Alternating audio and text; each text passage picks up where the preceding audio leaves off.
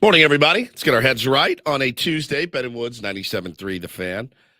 Today is National Be Heard Day, and that is our goal today, to be heard by you, whether it's on the Odyssey app, whether it's on your radio in your car, whether it's on your Amazon, what is it, Alexa? Is it Alexa Amazon? Yeah. Yeah.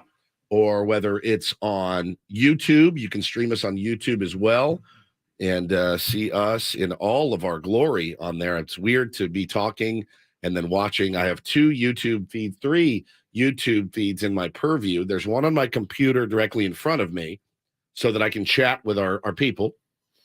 There's one to my right that's on my laptop, which the camera runs through. And then there's one on the big screen up there. That's an old one, Paulie, because I'm not wearing. That's like last week. I'm not wearing that Padres. That's very. Now that just creeped me out to no end. Well, let's fix that. Yeah, get us today's There we show. go. Hey, holy crap! So I've got three. So we got it up in our smart TV in the studio as well.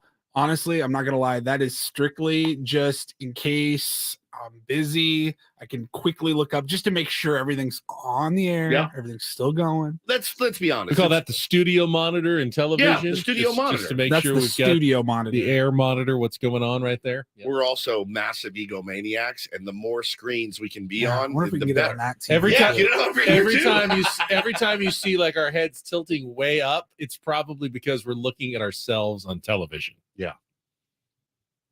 So today is National Be Heard Day. Did your parents or grandparents ever go with the old "children should be seen but not heard" phrase? I heard that a few times, I think, growing up. Yeah, I think they did. It wasn't strictly enforced. I was a fairly talkative child. I can imagine. I was from the South, so yes, that was kind of the move. Is all right. Quiet, settle down. You know, you're getting a little rambunctious. I was a very quiet child, which is hard to believe. Very quiet, just read books in a corner. Don't bother me. Kind of sullen, if you will. And I don't know what happened over the years, but it led me to this, which is very odd. I'm Woodsy. That's Paul Reindl. He's our executive producer. He's also our television/YouTube producer, Stage director. stage director. Is a man of wears many hats. He literally has many hats. He owns many hats. For a lot of, you know what? Getting the haircut today, finally. Good So for you. I can kind of stray away from the hats a little I'm bit. in a tweener phase, so I'm just Hats are strictly because I am too lazy to do my hair in the Of morning, course. especially when it gets to a certain length. It's just not fun anymore. So it's much easier at 4:30 to just throw on a hat and get out the door. I've been having the biggest problem with hats, and I'll introduce you in a minute. Actually, I'll do it now. Benjamin Higgins, your friendly neighborhood sports anchor, also here. Thank you. It's a 4-hour show, though. If you want to take 7-8 minutes Talk getting about to me, hats. I'm fine. Okay. I can just enjoy the show right now. 6:45. All right, welcome in, Ben Higgins. Paulie, Ben, you don't. The only time I see you in a hat, Ben, is Golf. when we play golf. Yeah. Paulie will wear one 50% of the time. I'll wear one about 50% of the time in here. Lately, I got a brand new hat to coach the Tin Caps, my T-ball team. Brand new, ordered it from the Tin Cap store, put it on, wore it to one practice. I took it off. My head was red and had broken out in acne. On the first wear. Every time I play golf now, From the brim side. every time I play golf now, I have a ton of hats. 6 holes in, I'm like, my forehead is searing, and I take it off and I can feel the little bumps. I don't want to wear hats anymore because I don't want forehead acne like I had when I was 16. I wonder if there's something wrong with me, or do I need to scrub my hats with a toothbrush? Sounds like you an allergic reaction to Could be, something in the yeah. hat material. There's But something. I think I get that every once in a while. So now what I do is I used to wear my hat pretty fitted. Now I loosen it up, so it's just kind of resting on my head, and I look like a jackass.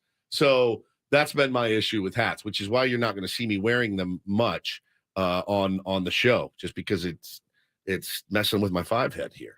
Other than that, everybody doing well, everybody hanging in there. I'm okay. Get a little bone to pick from yesterday. Not who? about the show. Oh, Just scared me. He looked right at me. When customer he said service in general in the Oh, year boy. 2023. Okay. You know, it used to Somebody be. didn't get This their is. dinner Am I comps. going to be shaking shaking my head at the cloud right now. Old man yells at cloud. No, this might be this might be construed though as typical media wants to pick bones. No, I won't even say what company I called. When you call a customer service line, I expect to stay on hold for at least a couple of minutes. Sure. Nowadays. Standard. It's not unreasonable. I don't expect them to have 8 million customer service reps all ready just in case everybody calls at once. Make sure you got one person for every customer standing by. So I know there will be at least a brief hold period before I get to speak with someone. Knowing that, I had to deal with something with my cell phone service, my data plan, whatever, yesterday. And I thought, let me try using the chat feature instead on the app. They're always saying, hey, so much easier, live chat. So I go there first and I type in my, hello, what's your name? What's your thing? Every answer would take a minute and a half before they'd say, okay, let me look into that for you. And then I'd wait around and kind of, still there? Hello. Yes, I'm still. Eventually, after about 12 minutes of this, it just goes blank completely. No one's answering. It's gone. So now I call up and I'm waiting on hold. After how long? It was like 12 minutes of chatting. So nothing happened. You burned through 12. So I thought, okay, I'm just going to call the customer service line, get on hold. I get no answer. I'm just on hold. It's like 5 minutes, 10 minutes, 15 minutes. Okay. They say, would you like a call back? When yes, one of the best inventions. I thought that was great ever, since the AirPod. Yes, but this is a fairly pressing issue that needs to be resolved today. They said the next callback time available is Wednesday at 10 a.m. Like I can't wait until Wednesday. No. It's Monday morning. I'm not waiting 2 days for you to call me back for customer service, and then I have to make a doctor's appointment for one of my kids. And again, I am on hold. I'm on hold for about 10 to 15 minutes, at which point I get their answering service, which then takes my message and tells me they will pass it along to the doctor's office and they will get back to me. 7 hours later, they call me back and I'm able to make my appointment. Why is it so hard nowadays? Is it just everyone's understaffed? Is customer service not a priority anymore? It's hard, man. I mean, you had people that were really good at customer service lost their jobs during the pandemic. Then I think maybe something happened where, and this is a giant blanket statement, obviously, but something happened after they go, I don't want to go do that again. And so now you have a new wave of people like, I need a job and customer service is really all I can get or all I don't know, but it has definitely suffered. And I think it's a numbers game too. I think there's just a lot less and customer service really across the board has kind of gone down, no matter if you're getting a Whopper or whether you're getting, something, you're calling about your car or whatever. I'll tell you guys this, man, and this is kind of in that same vein.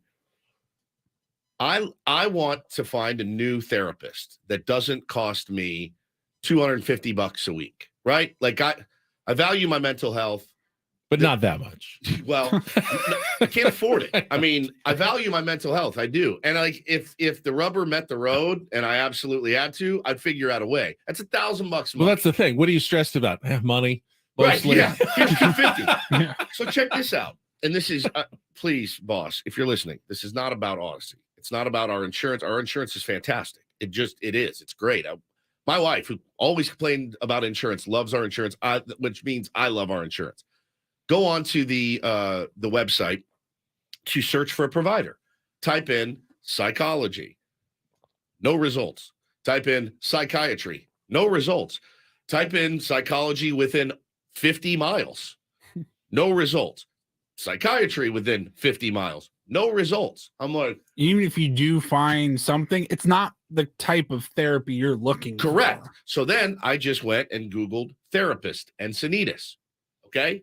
And a bunch came up and I start clicking on them and I'm looking at, there's really no other way to look is like, would I vibe with that person? Do I feel like I could talk to him or her?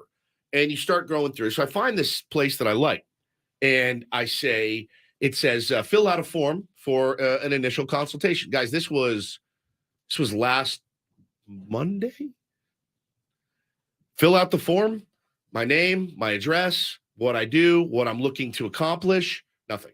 Haven't heard back. So it bothers me in this country when people say, well, everything, obviously, we need more help with mental health. Yes, Captain Obvious. We obviously, I'm insured. I work full time. I've got insurance. I can't find a provider. I cannot find one. So tell me again how the guy on the street that has no place to live, that has not a nickel in his pocket, how's he supposed to get mental health help? If I make good money with good insurance, I can't find a therapist. I cannot. I looked at one and I was like, well, she seems nice. What was that? Oh, $299, per session. And I'm like, is it worth it? Do I need to go once a week? So then you start playing those mental games with yourself. Well, I mean, is once a month enough?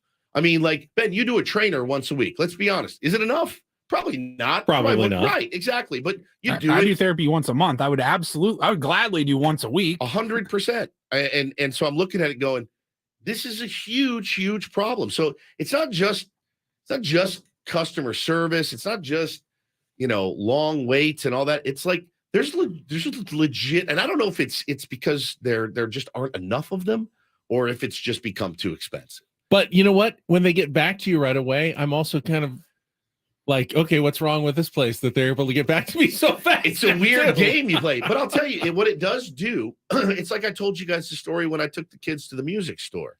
The customer service was so good. It was so good and so above and beyond. I had to tweet about it because it's such a rarity these days. And for those of you listening in customer service, my heart is with you. I have been there. I have done the customer service gig. It is not an easy gig by any stretch. And you're probably working 50 times as hard as we do. But holy smokes, man, like it's definitely a thing. This program has one dedicated customer service rep. If you have any complaints about the show and you need them to be addressed, the only person who will ever call you back is Woods. Correct. He actually personally calls listeners and addresses customer service issues when he feels it is important and necessary. I absolutely have done that. I will continue to do so. It is important to me. And your call, by the way, is very important to me. I'll be with you as soon as I can. It's just tough, man. It's just really, really tough. And, I mean, there's nothing. Play a little background jazz. Yeah, a little jazz hold in the music. background. Yeah. Your call is your complaint about Ben and Woods, the free radio show that you listen to every day, is very important to me. Yes, I know I'm overweight. Yes, I'll get back to you. Please keep telling me how overweight I am. Please keep telling me what fat celebrity I look like. I will get back to you. I promise. No, you. that's actually not what I said, sir. I'm sorry that you took it that way, but if you listen back, that's not at all what I said. But thank you for your appreciate you very much. Hi, this is Woods from Ben and Woods. Your call and/or complaint is very important to me. Please leave your name, number, and a brief message, and I'll get back to you at my earliest convenience. Thank you for listening. Do the show, bitch. Have you tried the lasagna? It's my favorite.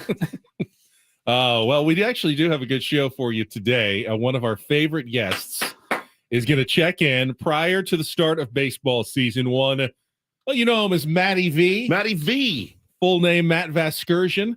Matty V is MLB Network. Is he going to be doing Angels games again this year? What's his? I'm going to have to ask him what his I don't current. think he's done that in a while. What? I thought he was doing it exclusively. I have no idea exactly. I see him on MLB Network all the That's time. what I said too. I thought he was quitting that, and then I see him up there all the time. So we'll have to get from the horse's mouth about his schedule. We haven't talked to him so long that when Paulie told me he booked Matty V yesterday, I was in the grocery store line. I go, I legit forgot he was a human. I forgot that he existed yesterday. So I go, what a great idea. I forgot he was alive. Well, the Padres do play the Angels today as well. I have no idea what he knows about the Angels anymore. Probably nothing now. But either way, it's always a treat to talk to Matt Vasgersian. He's going to be on about 8:20 this morning, Paul tells us. So circle that on your morning calendar as a do not miss on the Ben and Woods program. He's still listed on the Angels website. All right. As a play-by-play announcer. Of course, we will check in with Sammy Spring Training at some point as well later in the show, probably in the 9 o'clock hour today, and get an update on what's going on in Peoria as we do each and every day. Padres did fall to the Dodgers yesterday. We'll get the update this hour as well on yesterday's game and how things are going over in spring training. Other than that, our usual features, Take on Woods, Don't Do This, Roundel Reports, and more. We got some giveaways, including a Dierks Bentley concert ticket giveaway in our very next segment early this morning. And the Daily Ditty theme, which comes up next, are artists that share the host's first name. And I realized as I was doing this, I'm going to have the hardest time of all the three of us. Oh, I have one This picked out week. for tomorrow. You guys are gonna die. But it's my selection today, so we'll get to that coming up next. Let's see. Complaints all aside now. Let's get into it with Ben and Woods. Glad to have you with us on a Tuesday morning. Check traffic and be right back with you on San Diego's #1 sports station, 97.3 The Fan.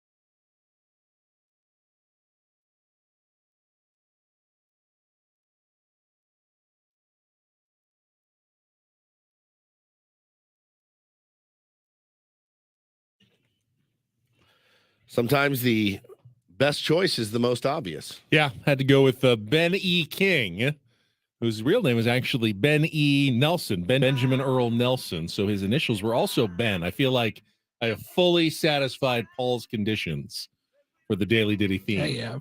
Wait till you hear mine tomorrow.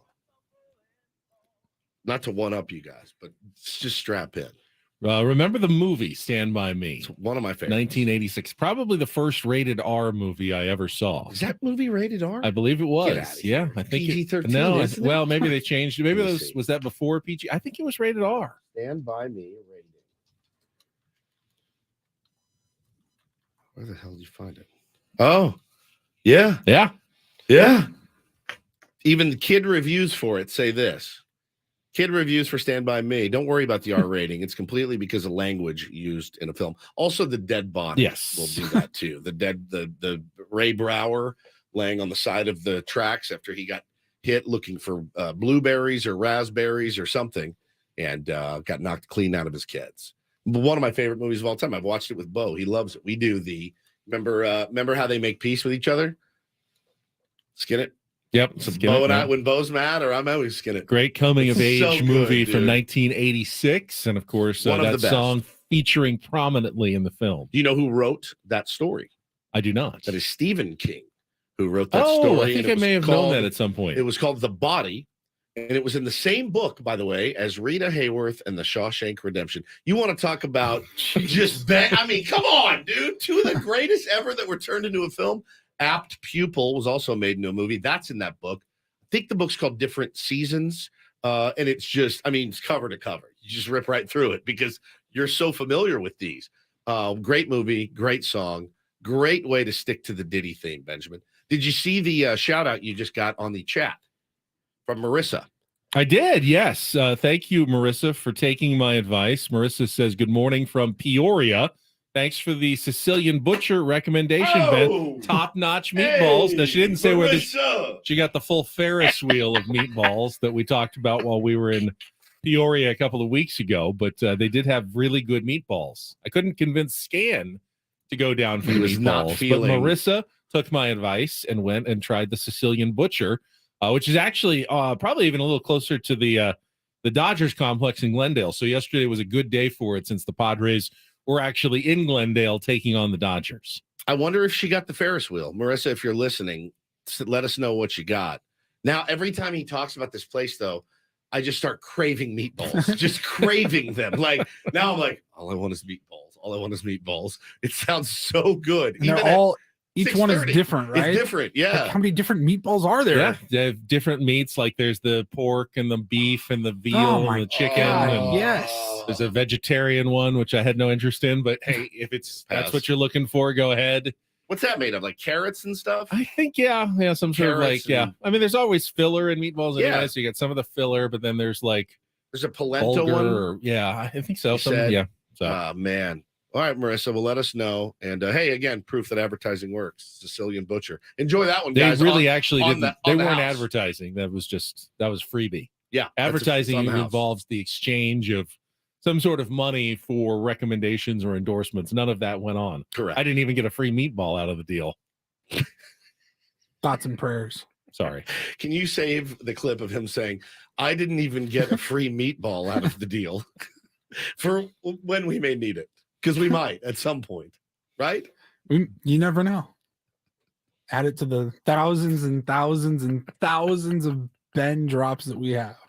I didn't even get a free meatball out of the deal. So you know it wasn't great. You good? Yeah, I'm good. We'll talk about the Padres coming up here. Are we? I'm not worried. I'm not worried. Oh no. He's not worried. Oh no. Fernando Tatis Jr. is now 0 for 10 so far this spring. He's still boy. looking for his first hit. We're doing this. I'm not. No, I know he's going to be fine. Is there a possibility that there could be a longer readjustment period than I was hoping for? Yeah, absolutely. Is it too early to say we know one way or another? Probably, but I don't know. I thought maybe Tier 1's had some thoughts as well. Are you at all concerned about a slow start for Fernando Tatis Jr. at spring training. I feel like Don't call in. I feel like if you're concerned, then I should be allowed to hit you with a tack hammer over the head. Just one little like bink on the top. All right, of let's the head. all. Deal. I think. Well, I mean, I think it's something we need to discuss. You can't just dismiss it out of hand like that. You absolutely We can. cannot. You and you we will not. 1000%. You cannot dismiss it now out of hand. 1000%. All right, hang on. We'll come back. If you had played last season, sure, but this is a different situation. This would be tough for anyone, and I'm just tiny. I get a tiny bit of worry. So in you me. are concerned. Just a tiny. It's just a tiny. Well, we'll talk about it coming up next. It's Ben and Woods. Paulie, Don't where's forget. my tack hammer? I'll get Paulie, some will you Ben and grab my Woods. tack hammer, What please? is a tack hammer? Go anyway? get it. Just something instead of hitting a nail, you Go- just hit a tack. You did a little tiny ding. It just Is that just a what tiny is, little- is that what Andy Dufresne used? Yes. yeah. That's exactly what he That's a used. rock hammer, but it's That's it's the About same. the same size as a tack hammer. color. You would just bing. All guests on Ben and Woods appear on the Premier Chevrolet of Carlsbad fan hotline. Save money Oh, no. the right I way can't with believe we're Premier doing Chevrolet this. of Carlsbad. Visit them today in the Carlsbad Auto Mall. Chevrolet, find new roads. I can't believe we're doing this. Back with the tack hammer next on Oh. 97.3 The Fan. I didn't even get a free meatball out of the deal.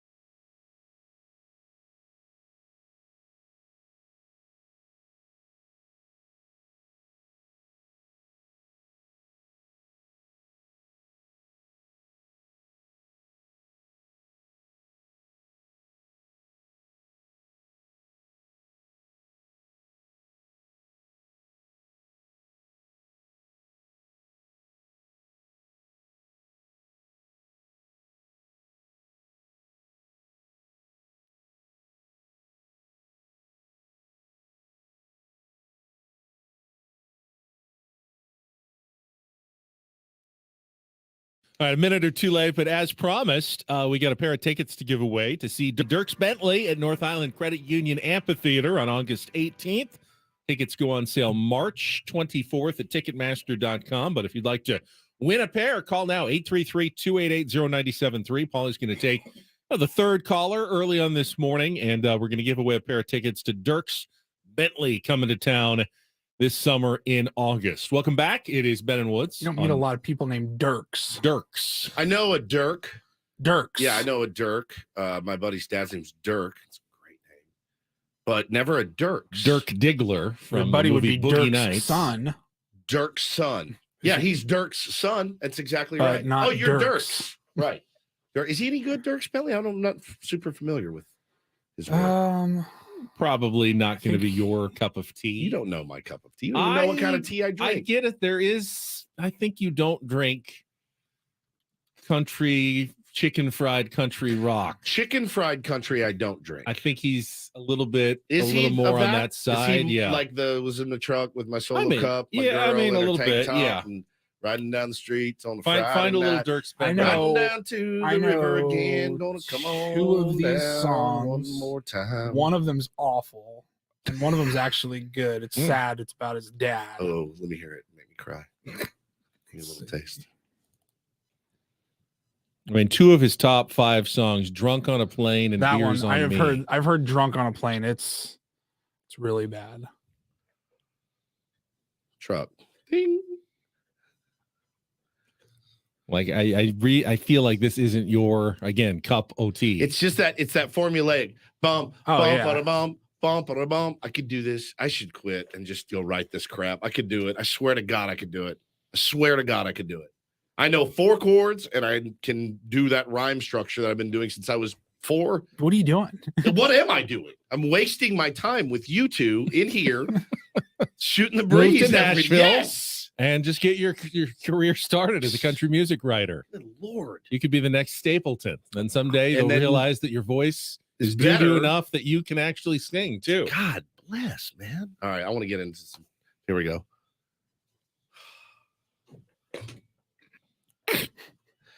Bum, bum, ba-dum, bum, bum, ba-dum, bum, bum, ba-dum, bum, G, bum, G, G, ba-dum, C, C, C, bum, C, D, D, D, ba-dum, D. bum, bum, ba-dum. Bro, this is like Like I said, it's not elementary. your thing. A lot of people are calling in to win. I'm and not ripping on you guys. you can enjoy it if you'd like. It's not Woods' thing. Country. I like how you said that. Country fried tea. Delicious. It's the worst tea. That's worse than like lemon zest tea. Country. What is this? Chicken fried steak tea? I'm out. Yeah, you're right. I don't like that. This hour 97.3 The Fan is brought to you by Bob's Discount Furniture, home of the world famous Bob Opedic mattresses with all the comfort and quality of a national mattress brand for half the price. No matter your budget, there's a Bob Opedic memory foam hybrid or hybrid plus mattress for you. Check them out at mybobs.com. So we've got some audio from Fernando Tatis Jr. After yesterday's game against the Dodgers. Is he okay? He's okay. Yeah. This is more of my own personal, just a little bit of nervousness coming Don't out. you do this. Don't Don't We'll you talk about dare. it after Don't checking do traffic here on 97.3 The Fan. From the premier Kia of Carlsbad Traffic Center, part of the premier auto family, here's Kelly Tannick. Well, guys, that southbound 15 in the North County is really acting up this morning. Let's start with this crash right before Gopher Canyon. That is in the center divide. Couple vehicles involved. Also reports of another crash. This one is right around Center City Parkway, blocking the fast lane. Tow trucks rolling up to help out with that. And another accident reported. This is right before Poway Road. Couple vehicles involved, not showing if lanes are blocked. Also, keep in mind, traffic advisory in effect on eastbound 8. Some pavement repair work going on. Going to find the right lane blocked from El Cajon Boulevard to West Main Street, and some traffic control in place in La Mesa. This is southbound lanes of Massachusetts at Waite Drive, all due to a motorhome that caught fire. Fire's out, but they're doing some mop up around that, so you might want to avoid that area. Again, that's Massachusetts at Waite Drive. Southbound lanes still blocked. I'm Kelly Danik with Ben Woods, San Diego's #1 sports station, 97.3 The Fan. Now, the reports we've been getting from Bob Melvin and others, backfield games, simulated swings, they say Fernando Tatis Jr. looks, pretty much just like he did 2021 and before. Yeah, we've seen him. We've seen some video of him hitting bombs, We and have. doubles, and We have. everything else. Absolutely. So things were going well in the backfields. They have not yet translated into actual Cactus League games. He's 0 for 10. He's walked a couple of times. reached on an error yesterday, popped up twice against the Dodgers. Noah Syndergaard and then Dustin May, and then reached on an error in his third plate appearance. And then that was it for him yesterday. So he's still looking for that first hit in spring training. Now, I know it's going to come. He's too talented. He's not going to struggle forever. However, if this was a normal year, like he was just coming back from last year, I would like 0% care about what he's doing in spring training, what his average is. I feel like it's a little different when you've missed an entire season, that there is a little more of an adjustment getting the timing back in games against major league pitching. Now, we're still 3 weeks away from opening day, a little more than 3 weeks away, 3 weeks from this Thursday. Plenty of time. He's got another 3 weeks after that he's going to be working in the minor leagues and on a rehab assignment coming off his suspension. So he still has 6 weeks to totally dial it in, but there is that just nugget. Like, is it going to maybe take him a little bit longer than it usually does to get going? Is there going to be some timing issues after so much time away, over 500 days since playing in a real Major League Baseball game when he gets out there in April 20th or whatever the day ends up being? Well, I think it's fair to say, hey, I'm curious to see how Fernando Tatis Jr. plays this year after being out of the game for so long. I think that's a fair, not worry, but that's a fair question. I mean, we asked the question out of the big four for the San Diego Padres, obviously Juan Soto, Manny Machado, Xander Bogaerts, and Fernando Tatis Jr., the four horsemen of the apocalypse. Who's going to have the worst season? Who's going to struggle, the most? And if you told me at the end of the year it was Fernando Tatis Jr., I don't know that I'd be the most shocked guy in the world. He has the talent to far exceed what those guys do with power, with hitting, hitting for average, hitting for power, running.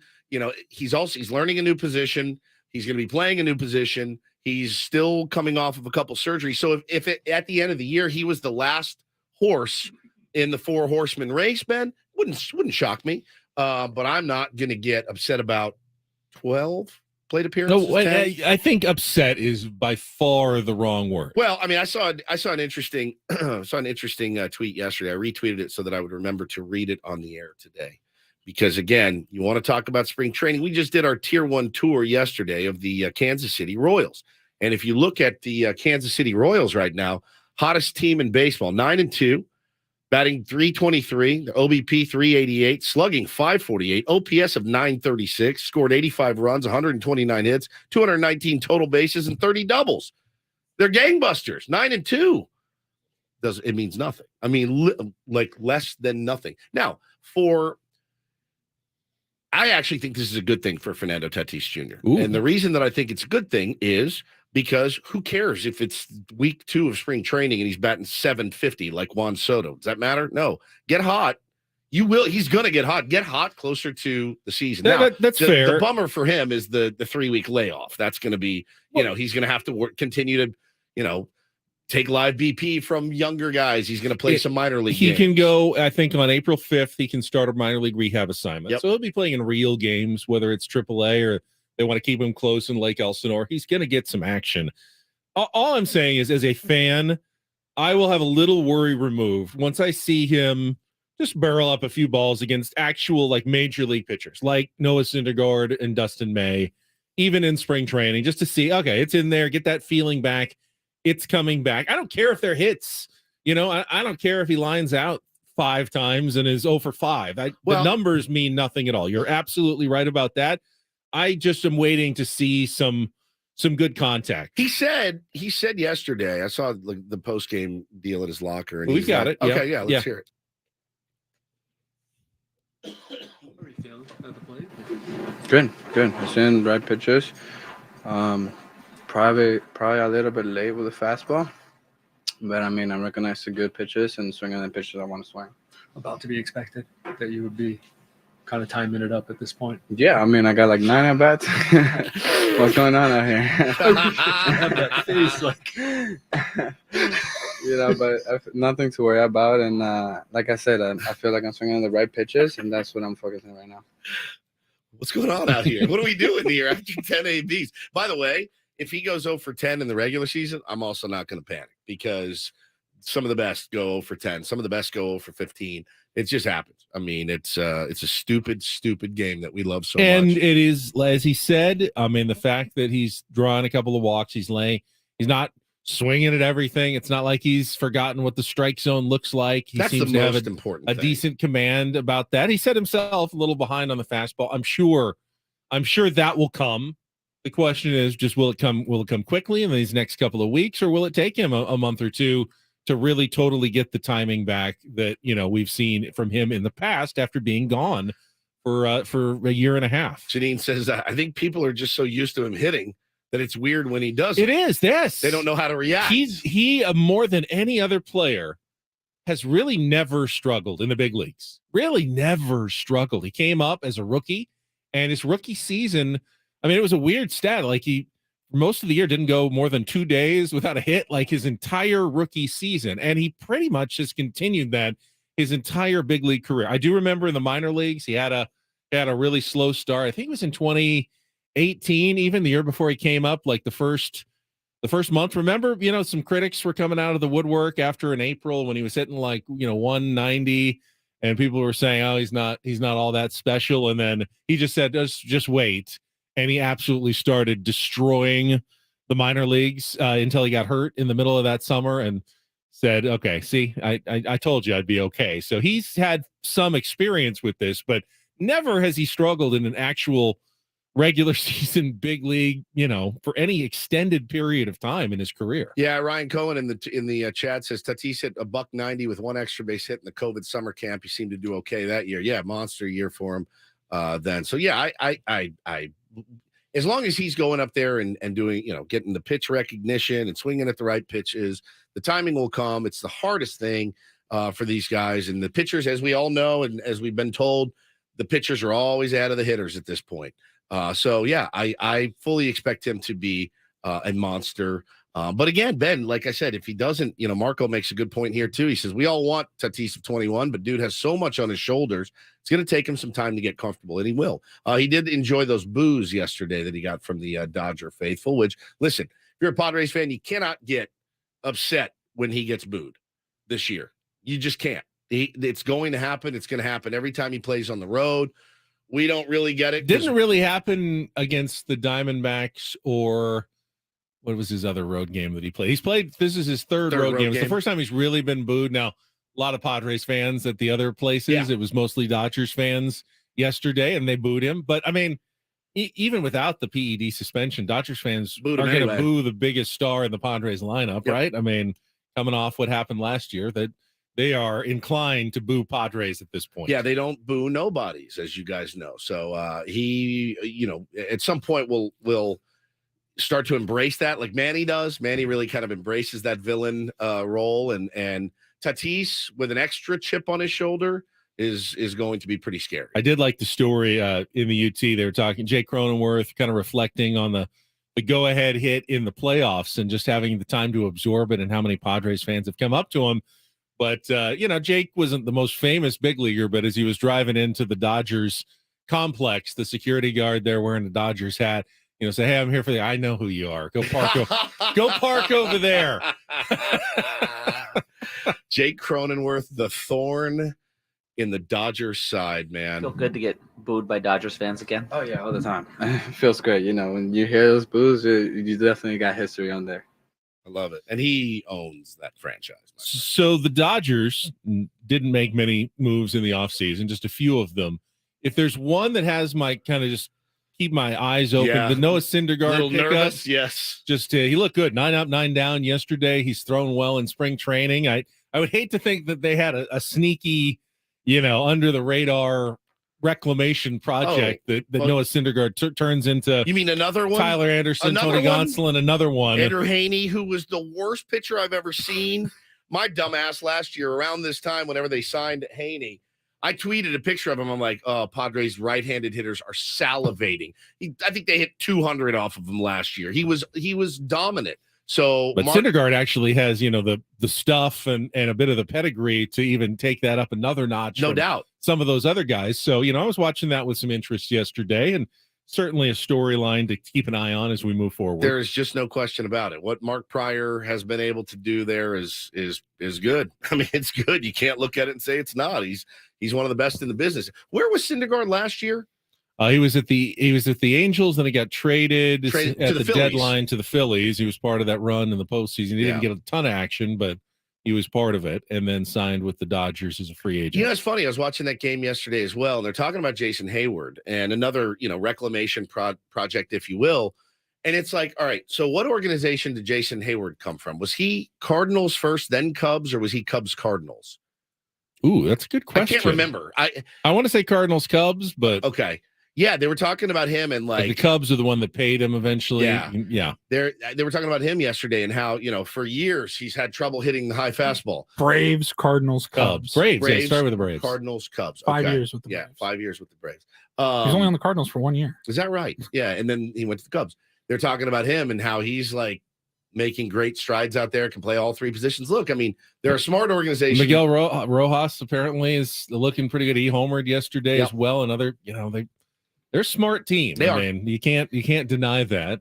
Nick Martinez made his last start before joining the Team USA for the World Baseball Classic. He gave up 3 runs, but only 1 earned, and they pulled him out of the inning because they didn't want him to overwork. But he came back in threw, I think, 2 more shutout innings after that. So I feel good about Nick Martinez. Ryan Weathers has been not struggling necessarily, but not as sharp as some of the other candidates for that bonus guy in the rotation, not as sharp as Jay Groom or Julio Teheran, I think, has been. So, he may be falling just a little bit behind in that derby if the Padres do need an extra starter to begin the season or a guy to kind of bring up and shuffle into the rotation as needed during the year. So that's another thing to keep an eye on. Padres at spring training. Yeah, the offense yesterday was nothing to write home about. 0 for 14 combined from Grish, Tatis, Matt Carpenter, Luis Camposano, and Austin Nola. Grisham struck out 3 times. Again, Tatis still looking for his first knock. Rougned Odor does not look great right now. Again, still very early in spring training. I mean, he's got to be behind. Just showed up a couple days ago. Yeah, 100%. All right, a reminder, we've been telling you about it. The Ben & Woods Open is coming Thursday, April 6th. We're now less than a month away. It is taking place at Rancho Bernardo Inn, which is looking spectacular. Keep this date in mind. The on-sale date for foursomes, twosomes, slots in the tournament, March 22nd. That's a Wednesday. That's when we'll go live. It sold out quickly last year. We're expecting the same, so be ready on March 22nd. Keep listening for details. Also, thank you very much to our sponsors, Travis Matthew, Daily Engineering, and Sombreros, bringing you the Ben & Woods Open 2023 at Rancho Bernardo Inn. Getting excited, man. Getting excited. All right, we'll come back. We'll play a little Take on Woods, chance to qualify a listener for Las Vegas, maybe even steal a daily ditty if you can beat Woodsy in our musical trivia contest. Then don't do this. Matt Vasgersian joins us at 8:20. Stay tuned for all of it on San Diego's #1 sports station, 97.3 The Fan.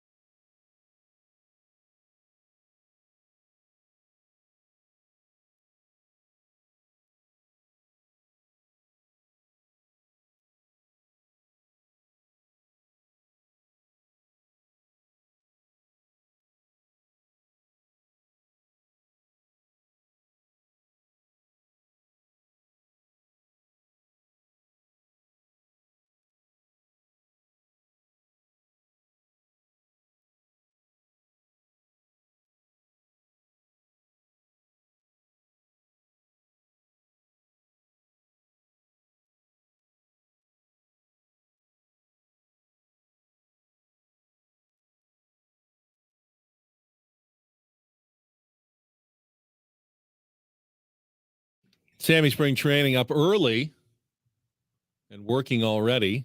Scheduled pitchers for the Padres against the Angels today in Peoria. Got Seth Lugo, Adrian Morejon, Josh Hader, Michel Baez, and Robert Suarez. I like that. All scheduled to toe the rubber today against the Halos. Do we know who they're throwing? I did not see that in the tweet from Sammy, but you can ask him in a couple of hours. Sounds good. When he joins us. I did want to, before we get to take on Woods, and if you want to be our contestant today, you can call in now, 833-288-0973. We've got our 5-question musical trivia game. Someone told me it was too hard.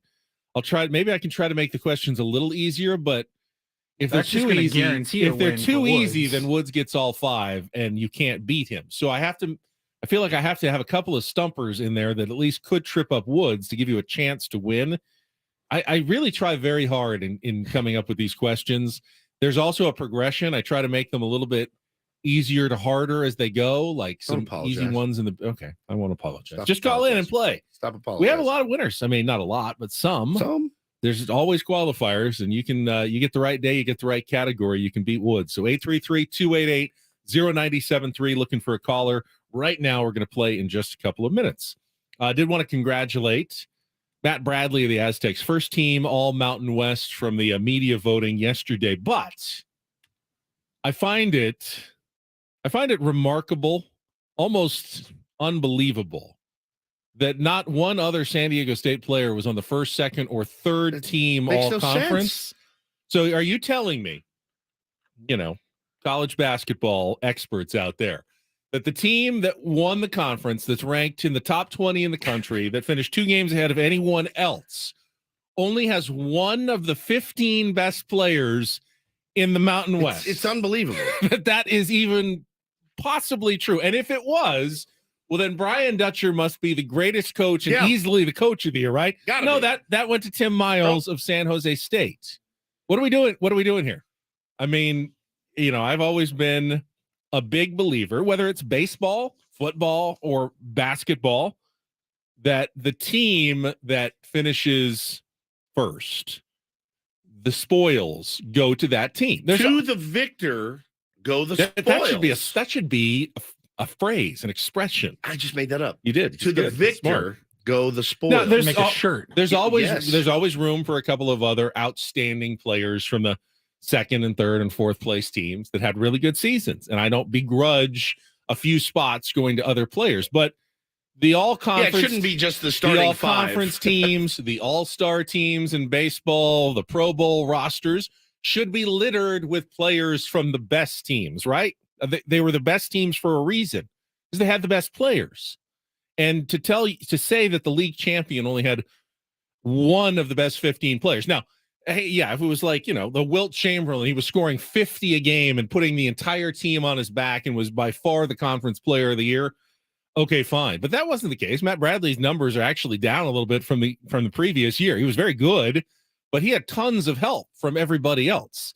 Just kind of a snub and a bit of an insult, I thought, yesterday. In your opinion, who was left out? See, that is the tricky thing. That's the tricky part. Because the Aztecs were such a balanced team that you could say, all right, was it Lamont Butler? He was picked defensive player of the year, which, I mean, why wouldn't the defensive player of the year be one of the top best 15 players in the league? You're devaluing defense if you're saying he's your best defensive player, but we don't even have a spot for him on the all conference teams. I thought an argument could certainly be made for Adam Seiko coming off the bench with his shooting, Agueka Rope with just all the little things that he does to make San Diego State successful off the bench, Keyshawn Johnson, Jaden Ledee. I mean, that really is what got the Aztecs. They had Matt Bradley, who was first team all conference, very solid. And then they had maybe the 16th, 17th, 18th, 19th, 20th, and 21st best players in the league, right outside of the top 3 teams, but ended up kind of getting snubbed yesterday. And a little bit of an insult, I thought, to San Diego State. You can put that as an extra chip on the shoulder. Little bulletin board material. As you go into the postseason here. Aztecs will play on Thursday against either Colorado State or Fresno State in the quarterfinals of the Mountain West tournament coming up. Yeah, I think Dutch got a raw deal there. I do too. Don't you? I like Tim Miles. And yeah, San Jose State is usually abysmally bad, and they finished like 5th, which is way better than they usually do. But come on. I mean, again, yeah, you can say, well, Dutch deserves it every year because he's just the best coach in the league. Fine, then just give it to him. It's funny though, because if Dave Roberts, who won Manager of the Year last year in the NL, it wasn't Roberts, it wasn't Melvin, Buck. it was Wasn't Buck it? Showalter. I think it was Buck. And you look at Buck's team and you go, okay, I mean, pretty solid stable of horses you got there. With Dave Roberts though, I feel like, man, with that team, with those stars, that payroll, yeah, Paul Reindl is getting at least 100 wins, right? Like stepping in, getting 100 wins with that squad. Who won in the American League? Was it Scott Service? Yeah, or was it Tito? I can't remember. Oh, I think it might have Was it been Tito? Terry Francona. Can't remember. Let's see, 2022. I know they were both nominated, and Yeah. I was very okay with that. I was They weren't the expecting best Service to teams. win, but yeah, it was Terry Francona Yeah, Tito. Okay. and Buck Showalter. See, International. I would have like that more than if like Dusty Baker got it or Aaron 100%, Boone got it. 100%, Because you're the because Yankees, you're- you're the Astros, you have those players. You should be one of the top 2 teams. Does that in mean the Bob league. Melvin can't win Manager of the Year this year? Correct. Unfortunately, Yeah. Okay, On this logic, asking the question. By my own logic, I've just painted myself into a massive corner. Bob Crap. Melvin, not your Manager of I the mean, Year. it is not an easy task It's not. No, and to, I'm to not. put together even a star-loaded team I'm not. and have success. I'm not discounting it. But we when have to you wait look, and see what happens. Yeah, let's wait. Well, and see how what good of a happens. manager do you think Joe Torre was? Because before he got to the Yankees, Joe He was Torre terrible. wasn't anything special. I'll tell you that. And then all That's of a a good sudden, question, he man. got to the Like, Yankees. I and, loved Joe Torre. Joe So, Torre looked like the wisest, The- smartest, just 100%. looked like the best Is- manager ever. Is being a baseball manager the hardest or easiest? Where does it rank as far as I the feel- major sports coaches? I think it's the easiest. No, I feel like basketball. I feel like they're so good I and don't they know, do but their in You gotta own- draw in plays. basketball, you got to draw up plays on on You the the got to fly, manage a bullpen for whiteboard. 162 days, though. The managing of the bullpen NFL would head make coach me is the sick. hardest, right? It's NFL head by coach. far. It's probably Not even close. Not It's even close. probably hockey because Yeah. you gotta manage like shift changes God. every 5 90 different shifts. seconds Yeah. all the time. Or basketball, you have to choose you have to substitute players at key moments, call The timeouts, thing and about like basketball, though, is you can interrupt be like, momentum with timeouts. The You thing about- don't do any of that really as a manager in baseball. the thing about basketball, I feel like if you have superstars, and honestly, what team really doesn't have at least one where you can look at him, give him a wink, and he says, "Don't worry, I got it." Right? Like See, I I think will if put you this took- game on my back. I think if you took the definition of like a casual fan and placed him to manage a hockey, NBA, NFL, or MLB team, I think they're most likely to win an MLB game.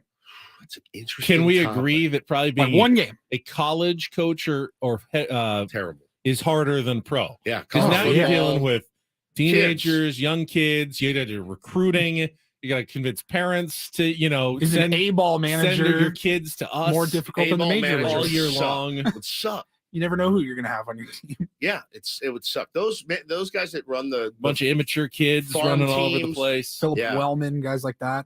those guys should get a pat on Constantly You're the back. actually changing having to roster. teach the game constantly especially for college. You're teaching new players every single time. Bob Melvin doesn't have to do a lot of No. teaching how to play baseball. No, Once no. you've gotten to the big league They know. level, they know how to play baseball. Yeah, You're just maximizing the talents they already maybe I have. say it's the hardest because it's the grindiest. It is Because grind. there's It certainly is the grind. Like the Yes. mental part of it, 9 freaking innings, and again, probably why a lot of the managers are very excited about the pitch clock because they can get out of there before midnight after a 6:30 game. I'm more thinking just kind of like in the scenario of like just somebody has to step in and coach or manage a Yeah. game. I think baseball, for the most part, those guys know what they're doing when they go up to the plate. Those guys know what they're doing in the field. Yeah, you don't. It's true. Maybe it is baseball. Football, I would absolutely crap my pants. One game, sure, baseball. Long haul, impossible. I mean, the bullpen would keep me up. You I would just can be a wreck. I'd be We have texting so guys. many assistant I'd be coaches. texting guys in the middle of the night. You good? Are you sure you're good to go tomorrow? Are you sure? You positive? You swear? Look at me in the eye. You promise? It would be awful. Awful. You can keep pondering that question right out there in your soundproof booth as we get to today's game of Take on Wolves.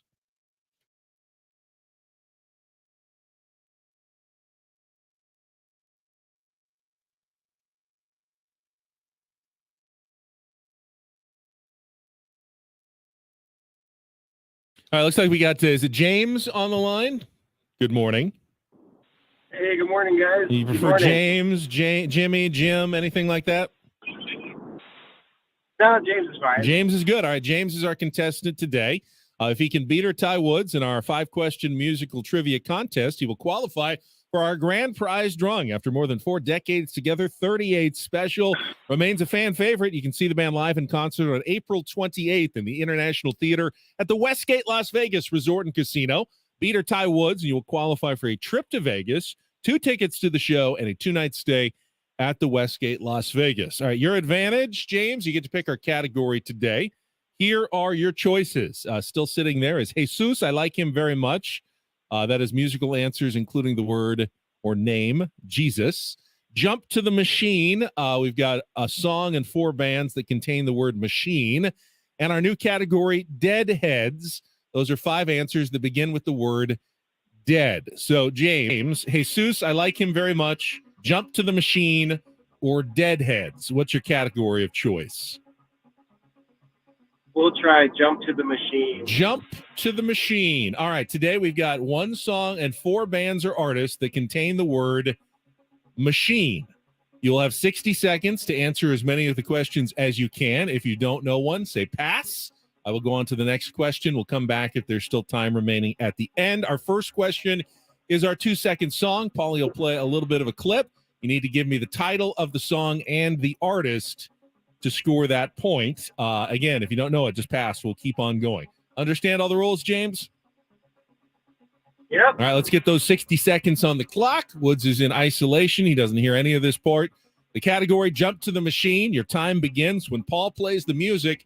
Good luck, James. Let's take on Woods.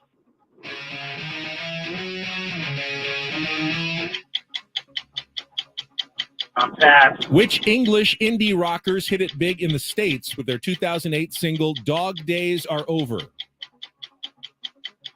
Florence and the Machine. Correct. Colson Baker is the Wild Boy rapper, better known by what stage name?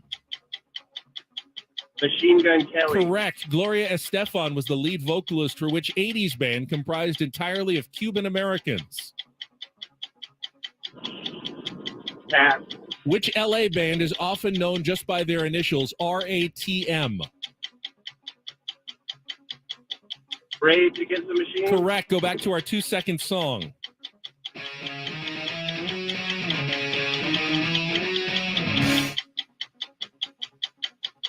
Is that Bush? It is Bush. Very good.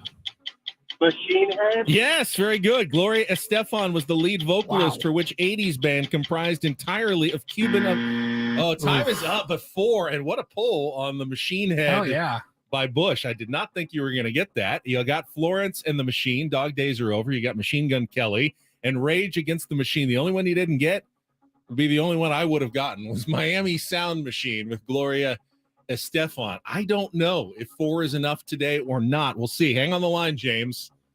Woods returns to get his. No, Usually Paulie's way me. well, you usually it's we're trying to see. You're looking at your phone and we're trying your corner of your eye, like see some movement here. Paulie's waving at a plane. Yeah, but when you're looking, all I need to do is give you a He little, gave me like a. just beckon one little finger. You can come on in. All right, It's like James. Don Orsillo. Come on in. James's score is locked in. Reset our 60 seconds. Woods doesn't get the category, makes it harder for him. All right, be precise here. Your time begins when Paul plays the music. Good luck, Woods. Let's take on James. That's Machine Head by Bush. Correct. Which English indie rockers hit it big in the States with their 2008 single, Dog Days Are Over? Florence and the Machine. Correct. Colson Baker is the Wild Boy rapper, better known by what stage name? Pass. Gloria Estefan was the lead vocalist for which 80s band comprised entirely of Cuban Americans? Miami Sound Machine. Correct. Which LA band is often known just by their initials, RATM? Rage Against the Machine. Colson Baker is the Wild Boy rapper, better known. Machine Gun Kelly. I was afraid of that, James. And by a 5-4 score, Woo! Woods pulls it out today on the category Jump to the Machine. Good one today. He was good too. He came back and got Machine Head by Bush. They just didn't get Miami Sound Machine, and that was the difference in today's game. Great effort, James. Please try again to qualify later Nice, this right month. there. You are so close on that one. I felt good. gotta I say. knew once you passed I got the on Machine Machine- Gun Kelly, as soon as Machine clicked, I'm like, oh, Yeah, he's going to get This it on the one's way over. back. I thought that as well. Good strategy. Well played. Is he the worst rapper alive? I didn't know his real name was Colson. Nor did I. Colson Baker I'd change my name too. I would too. is now He- Can't Machine be a Gun rapper if your name Kelly. is Colson. He's the worst on the planet. Yeah. He was so bad that he switched. Stage names are He was so interesting. bad he had to like go on a war against Eminem just to be relevant. Right. And that And then was one of Eminem the worst songs I've ever heard. murdered in my life. him. And Eminem just slit his throat verbally. And that song was amazing. You know, we're doing the Daily Diddy theme, artists that share our name. And so I was looking at perhaps some artists who you go by a stage name, but were named by Ben, named Ben. Yeah. You know who Benjamin Haggerty is? Benjamin Haggerty. I do. You do? I Ben don't. Haggerty is better known. He's from Seattle, better known as Macklemore. Oh, Ben Haggerty. Yeah. Okay. So I had to kind of look up some Bens in music. I was just gonna go with Steven, not like a derivation of, or Yeah. oh, there's a Steven in this band. Like I would love to do Aerosmith because Steven Tyler is there, but I'm not because it's not Steven Smith. It's Aerosmith. So I'm just gonna go with a Steven that you are all very, very familiar with for tomorrow. Always, Strap in. always fun when we have a cranky old coach audio for "Don't Do This." And once again, Jim Boeheim of Syracuse went on a "Don't Do This"y rant. He's the grumpy. He needs to hang him So- up, dude. He is so grumpy. He is so grumpy. Jackson Mahomes. We forgot to mention that little incident yesterday. I will do that for you next. All right, it's coming up after a check of traffic. Be right back. More Ben Woods on San Diego's #1 sports station, 97.3 The Fan.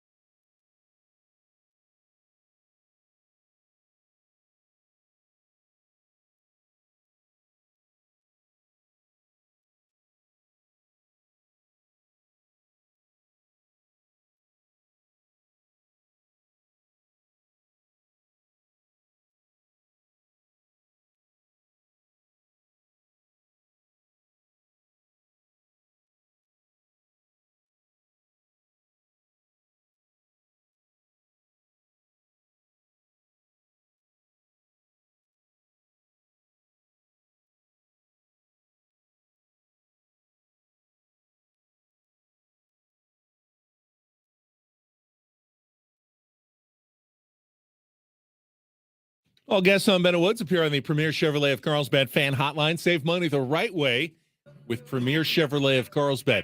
Visit them today in the Carlsbad Auto Mall. Chevrolet, find new roads. All right, I'll get us started. This is not the first time that Jim Boeheim, head coach at Syracuse, has appeared in Don't Do This, as he is transformed from grumpy college basketball coach to incredibly grumpy old college basketball coach. And the Syracuse Orange not having a very good season. They did win the regular season finale on Sunday, though, beating Wake Forest to finish with a 17-14 record. They are not going to the NCAA tournament unless they pull off a miracle in the ACC tournament and go on a huge run. Just has not been very good. A lot of people talking it's time for Coach Boeheim to maybe hang it up, call it a career. It's been a a record-setting career. If you hate it that much, yeah, and he does. It just, if you hate it that much, man, just hang him up. But obviously, when you're a program that's used to being, a top seed in an NCAA tournament, you're not going to make it. You're going to hear from the critics, the fans who are upset. They're not happy with what's going on, and apparently that's been going on, up in Syracuse. What's their record again? 17-14. It's not good for Syracuse. But this is what he had to say about the people who had been calling in and criticizing him and the program on the local Ben and Woods-esque programs in Syracuse, New York, apparently the sports talk radio shows. The fans here, they're not the one calling the radio show. Not one fan that was here tonight calls any radio show. Hold on, pause it for a second. All right, they have a stadium. They had over 24,000 people at the game. Not one of them, he says, has ever called a radio show. I kind of doubt that, Coach. That seems unlikely that out of 24,000 sports fans, not one of them has ever called in. But keep going. Not one fan that was here tonight calls any radio show. The people that call the radio shows do not come to games. They don't have season tickets. The only way they come is if somebody gives them a ticket. This reflects what our fan base thinks of our program. Why is We it? have- Do they not afford tickets, or what's going on here? But Is there cricket? What's in the background? Somebody spinning a topic wheel? It's just boosted levels, I think. Hot mic. We have not a great season about what people thought, probably, that predict things like this. I don't. And what we're here today, 24,500 people. And you think that people are upset with our program? Yes. Yeah, they're upset. The ones sitting home calling. That's who's upset. Do I want to do better? Yeah, we want to do better. But the people that show up tell you whether you have support or not who calls on the radio. Thoughts? I have many. Every fan base has its irrational section. There are people that don't. I mean, let's equate it to what we do.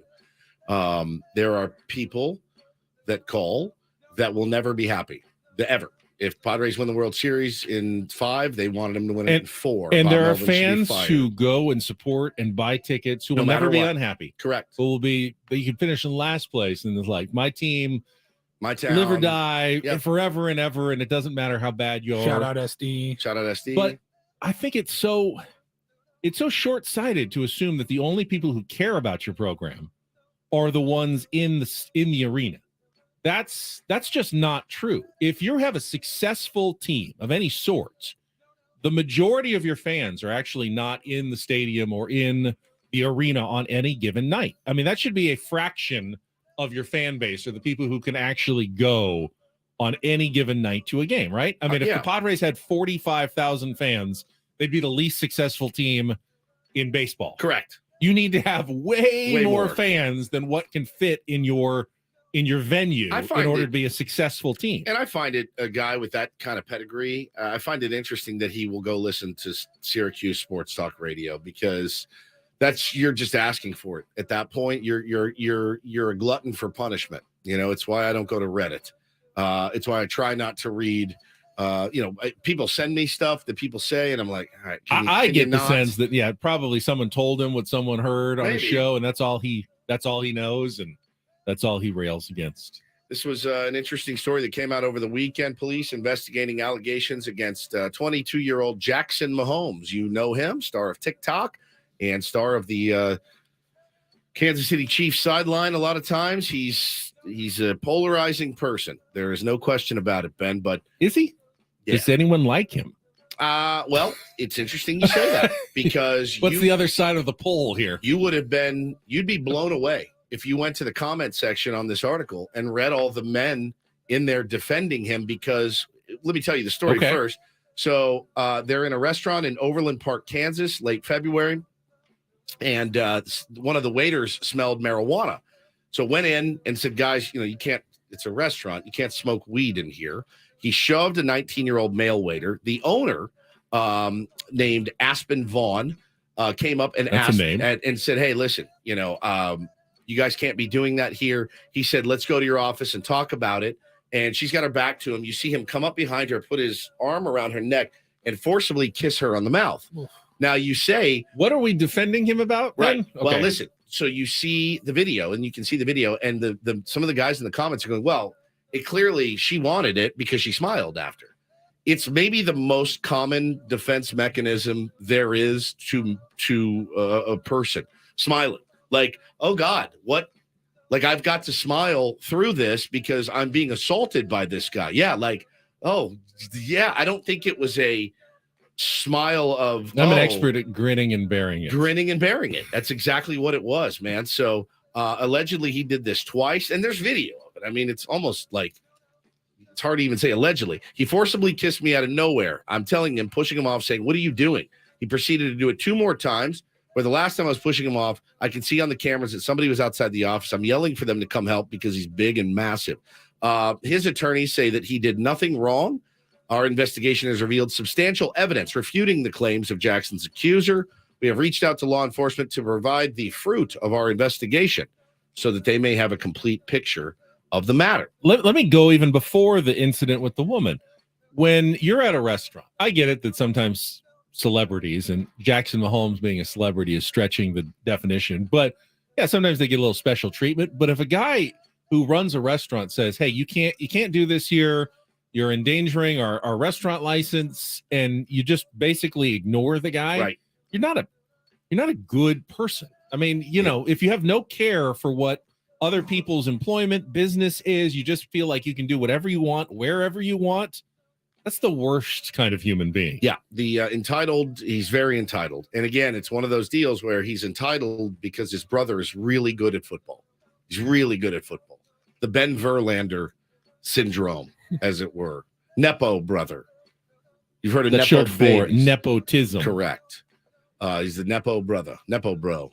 And so, yeah, it's, I feel bad for her. And hopefully he gets what's coming to him. Finally, do this, and I know you'll all disagree, but I'm all for integrity in statistics. Oh, boy. And after we talked yesterday I know where about this Giannis one's going. Antetokounmpo stealing a triple-double by throwing him a quick missed shot and rebounding it himself in the final seconds of a win in order to get to 10 rebounds and get to a triple-double, well, the NBA says, not on our watch. They went back and adjusted the stats from the Bucks win over the Wizards on Sunday night, erasing Giannis's final rebound that would have given him his 4th triple-double this season. He did not earn it. Stupid. He stole it. He admitted he stole that last one. He didn't have to work for that final rebound. You can't just take a triple-double whenever you want, Russell. I'm sorry, Giannis. Guess not. And they have corrected that egregious violation by Giannis Antetokounmpo. Very egregious. He should be punished. He was. He had a triple-double taken away. There's no fine or suspension that goes along with that. And that is don't and do this for a Tuesday. That was Don't Do This with Ben and Woods on 97.3 The Fan. All right, we still have Matt Vasgersian joining us. Looking really forward to it. Our Tier 1 tour. The Boston Red Sox are the next team up as well, so we'll talk about them Dude. coming up. Man down, dude. Oh, man. crap. Smokes. Yeah, that was gnarly That with was- Justin Turner That was bad. yesterday. We'll get to all that coming up with Ben and Woods on San Diego's #1 sports station, 97.3 The Fan. 'Cause when you're standing on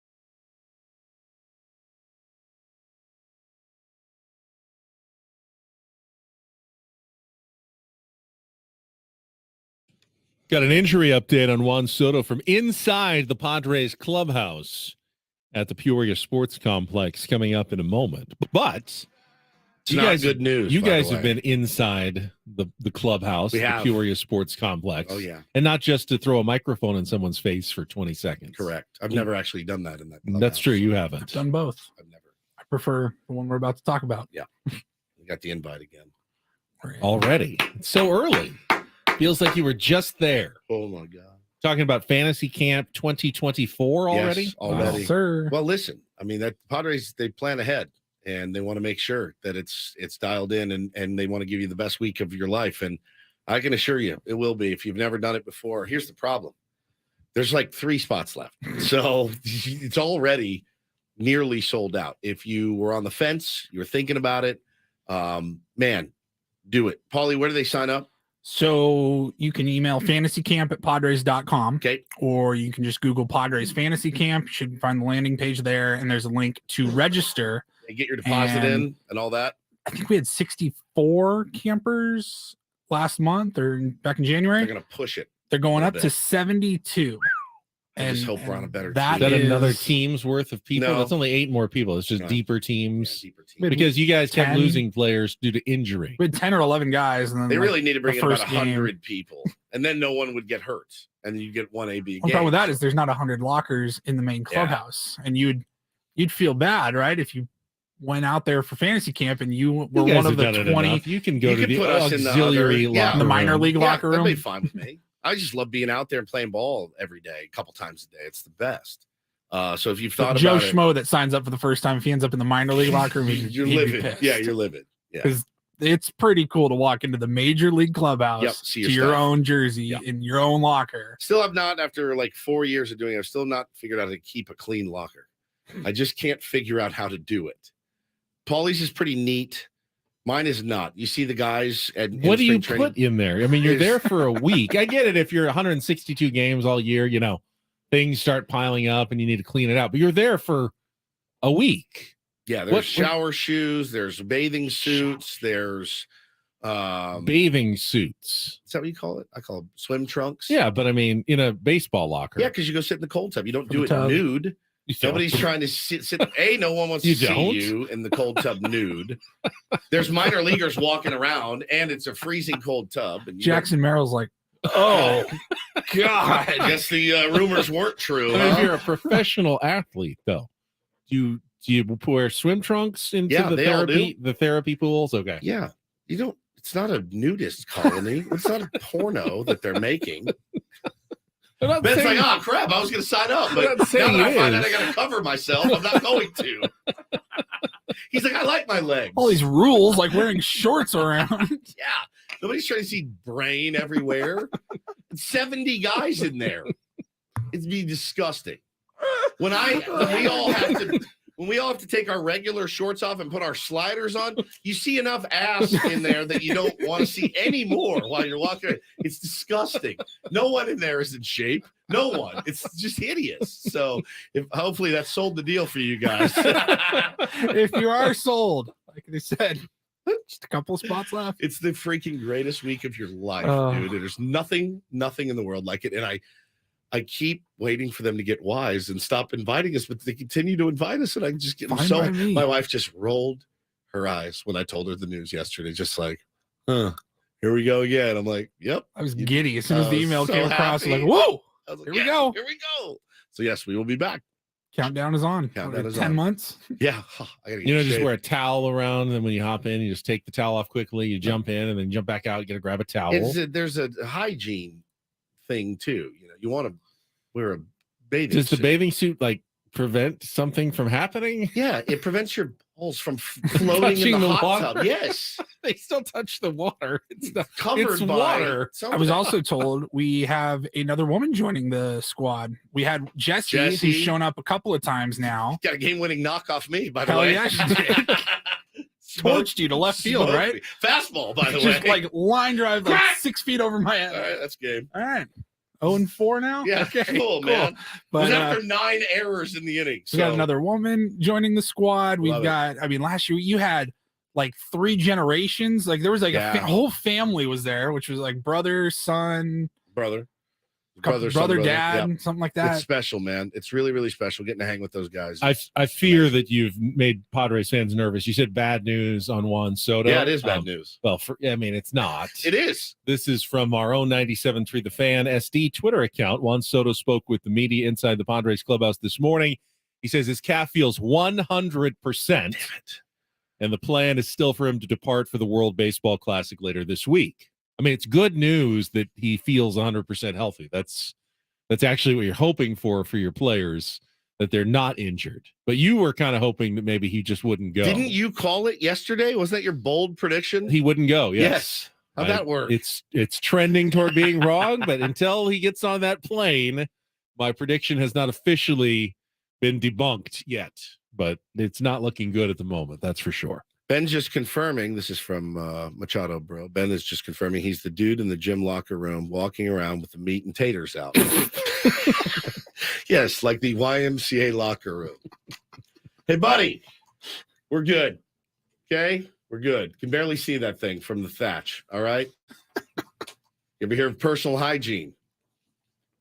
Ever once? When do you stop caring about personal hygiene?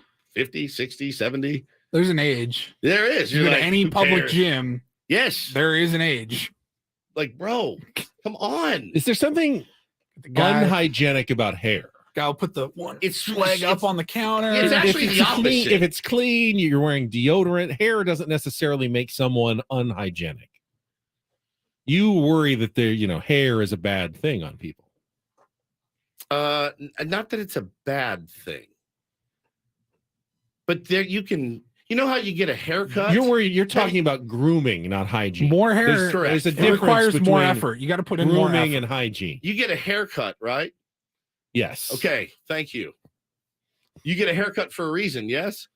Not for hygienic reasons. It's Fine. more for appearance and comfort and those kind of reasons. That's grooming. Outward yes. appearance. Well, Grooming. so if your question is when you stop caring about grooming, Grooming. some people do let it slide a little bit as they get older. But hygiene should be something you should always practice throughout your entire life. All right. So Cal Sports says fantasy camp is clothing optional, right? I mean, that is my fantasy. Ben probably. This hour on 97.3 The Fan is brought to you by Bob's Discount Furniture, home of the world-famous Bob-O-Pedic mattresses with all the comfort and quality of a national mattress brand for half the price. No matter your budget, there's a Bob-O-Pedic Memory Foam Hybrid or Hybrid Plus mattress for you. Check them out at buybobs.com.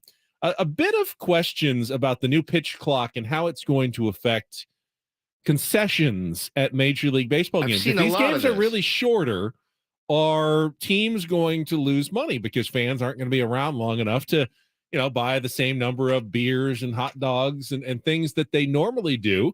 An interesting piece in Baseball America talking about what the experience was in the minor league on that subject. We'll get to that after a check of traffic here on 97.3 The Fan. From the Premier Kia of Carlsbad Traffic Center, part of the Premier Auto family, here's Kelly Tannick.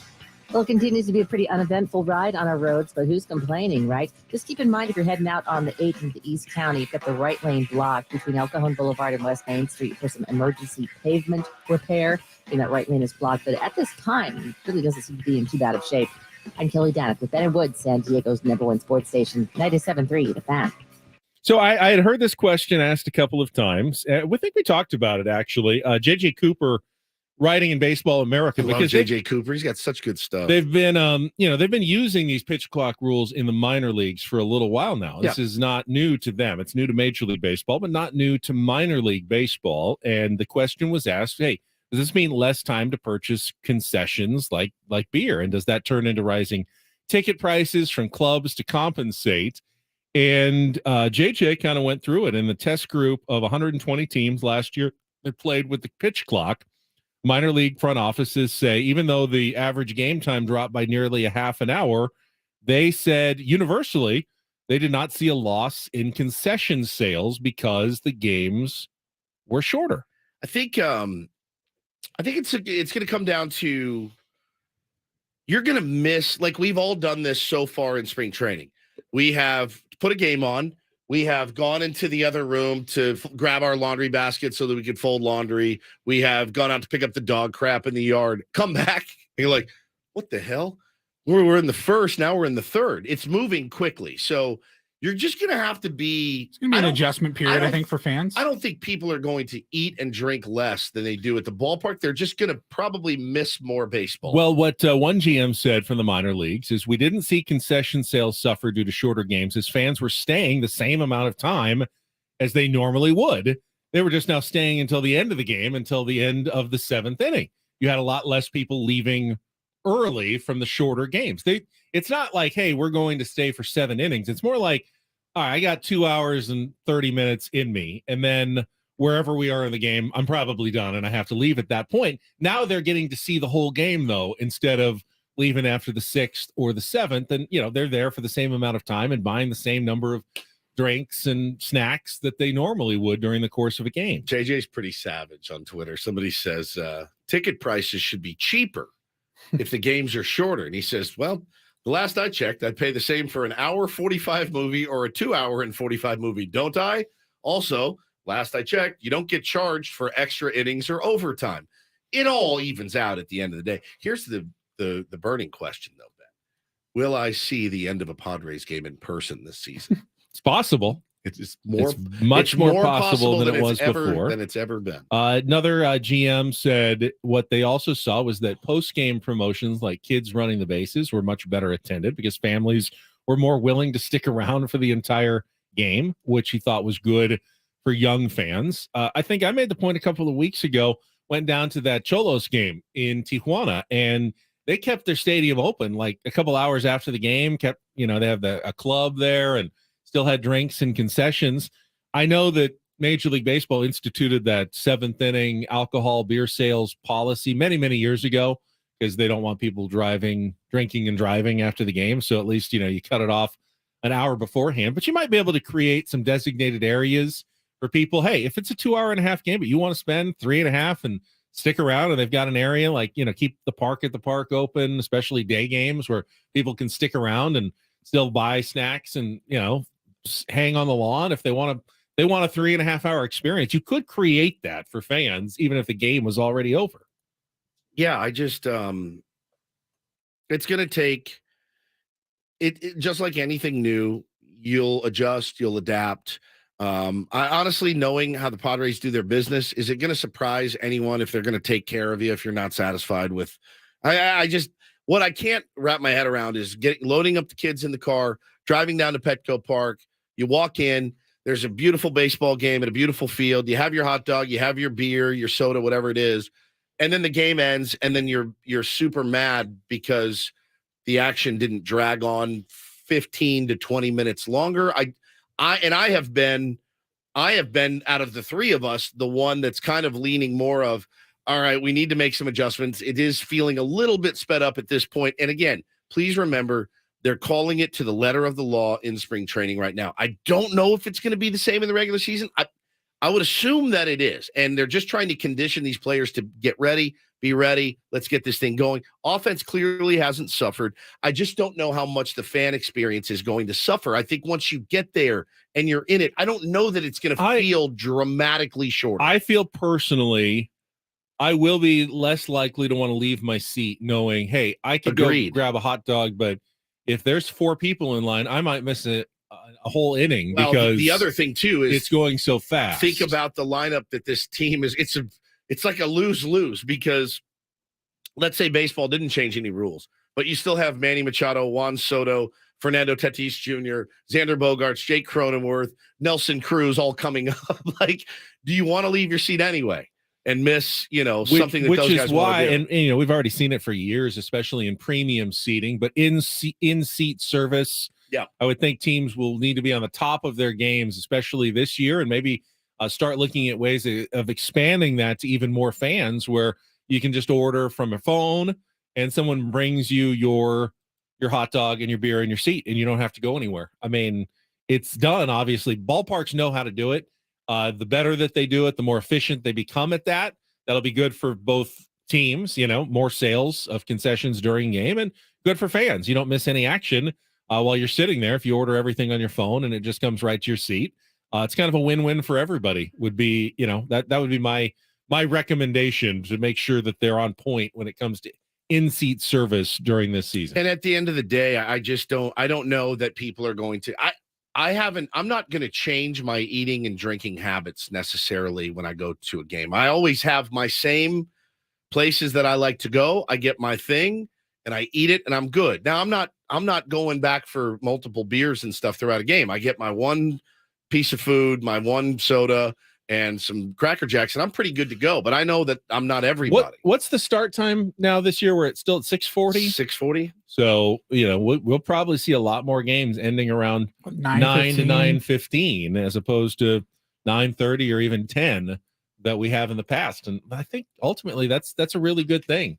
Hopefully people can get there a little bit earlier. Maybe you want to spend a little more time at the ballpark. Yeah. How about on the front side? I know a lot of people are coming from work, don't necessarily have that option, but if it's fun to be there before the game and spend a little extra time watching players warm up and what's going on. All right. Country music superstar Sam Hunt will take over the Resorts World Theater for a limited 2-night engagement Friday, April 21st and Saturday, April 22nd. Tickets are on sale now at axis.com. That's AXS.com and RWLasVegas.com. But you can listen to 97.3 The Fan on the Odyssey app for your chance to win a pair of tickets to see Sam Hunt at Resorts World Theater and a 2-night stay at Resorts World Las Vegas. Every hour you listen now through March 19th equals one entry in the contest. All right, we're going to get to our Tier 1 Tour Red Sox a little early because Matt Vasgersian joining us in a few minutes as well on 97.3 The Fan.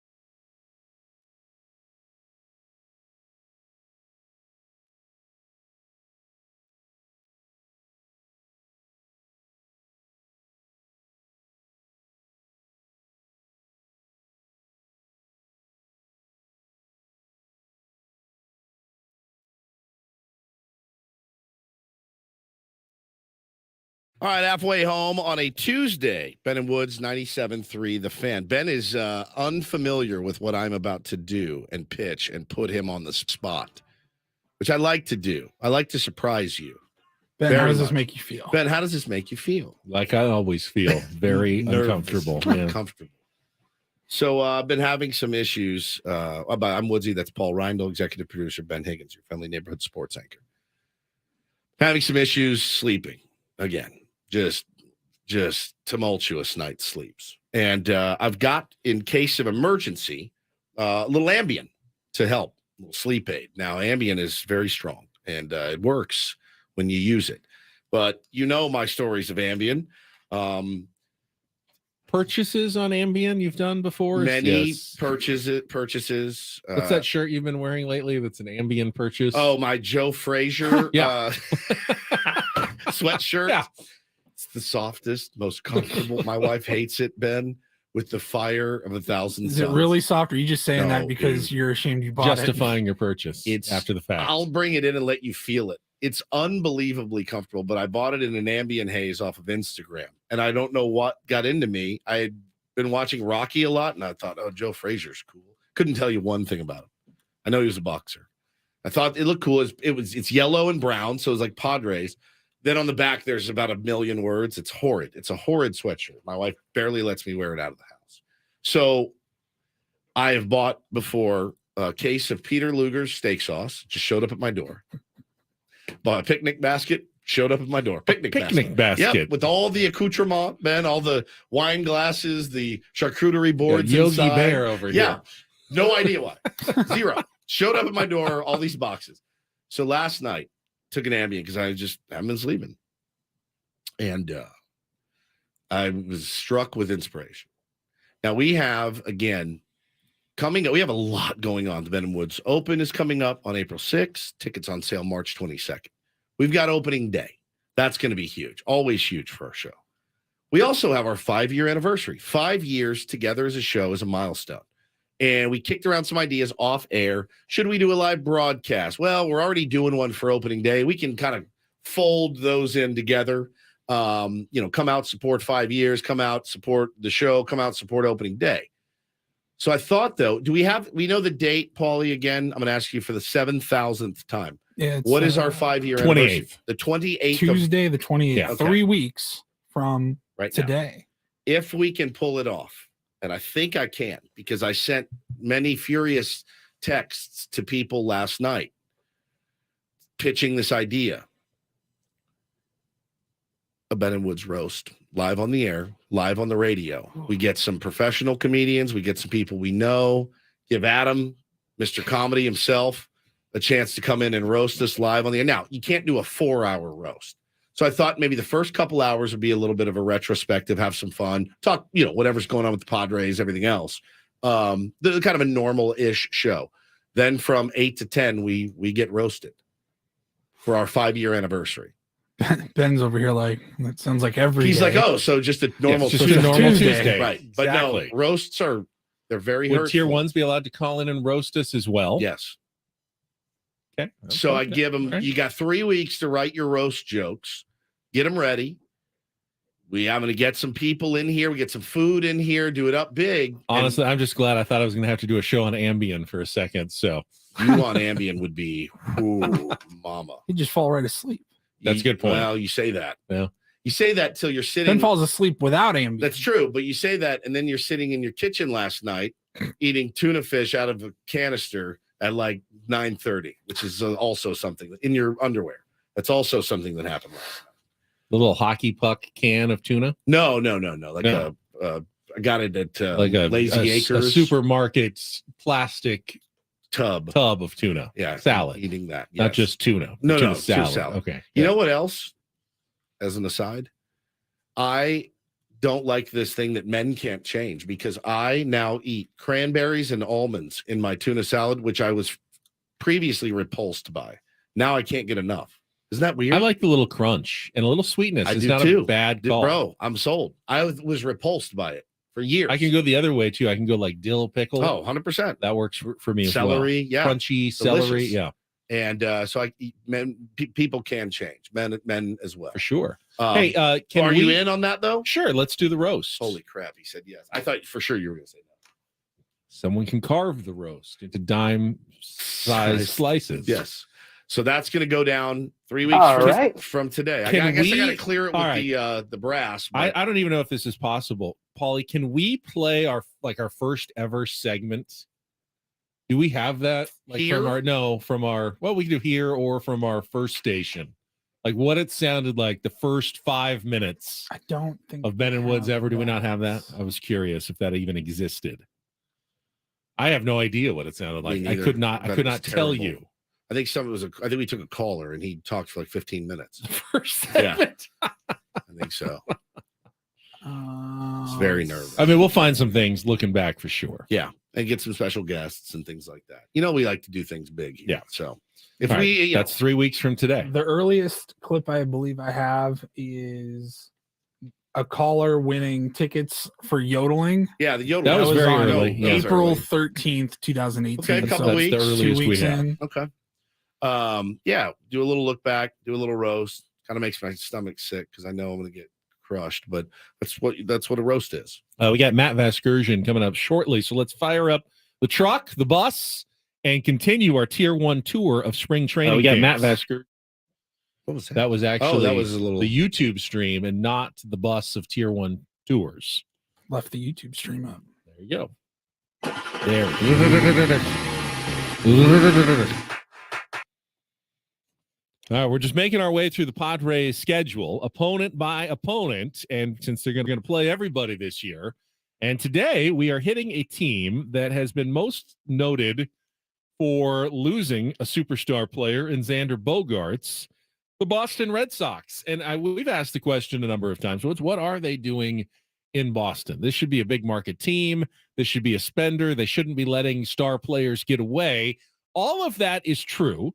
And it makes you feel like the Red Sox are going to be terrible this year, but they're not a terrible team, even with the narrative that's going on. Would you agree with that the Red Sox could be a sneaky playoff contender this year, even after the loss of Xander Bogaerts to free agency? No, you disagree with a that. playoff team. I mean, they also lost JD Martinez. Ben,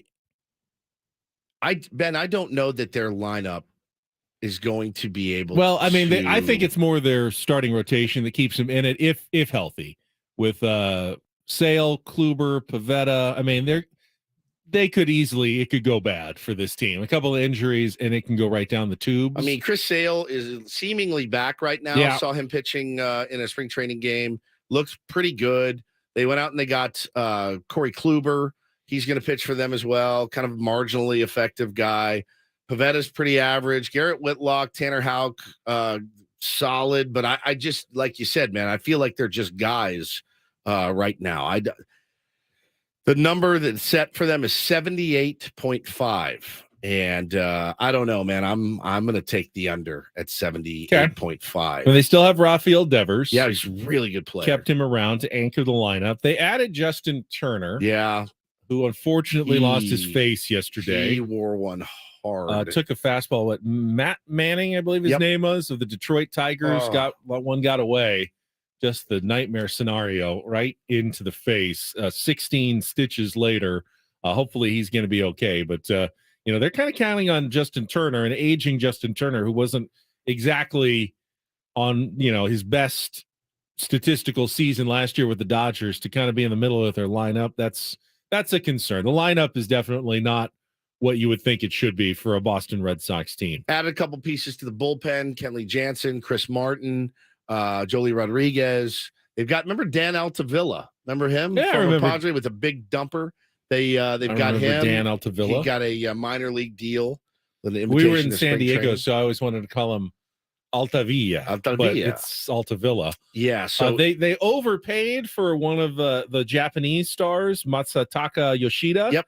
At least everyone thinks it was an overpay, but he might be the top of their lineup this season. For the Red Sox, and if he translates and comes over and plays well, that could be a big help for them. honestly, I don't think it's going to go well. Tough division as always. for our friends in Beantown. But then you don't have to face your division opponents quite as much. Not as Correct. many games against the Rays and the Yankees and the Blue Jays, which is always a grind in that division. So, yeah, I mean, I thought maybe a little above 500, which would make them a playoff team. You think below the 78 and a half number for the Boston Red Sox I would this season? smash that under button on that. I would.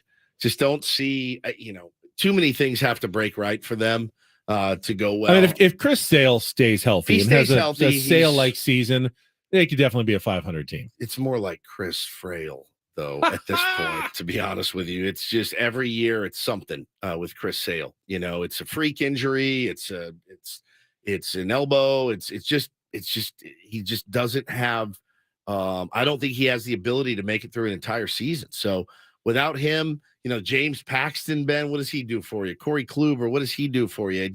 It's a bunch of guys right now. It's just a bunch of guys. And, for them to let Mookie go and for them to let Xander go and JD go and all that, and Justin Turner, I'm sorry, they picked up Justin Turner, to let some of those leaders go. I don't know, man. I think it's going to be pretty lean for them as it was last year. So we have Matt Vasgersian joining us in just a couple of minutes. Padres will be playing the Angels at 12:10 today. I did see one other baseball note before we go. The Braves are joining the Padres for the very first time in franchise history. They're capping season ticket sales.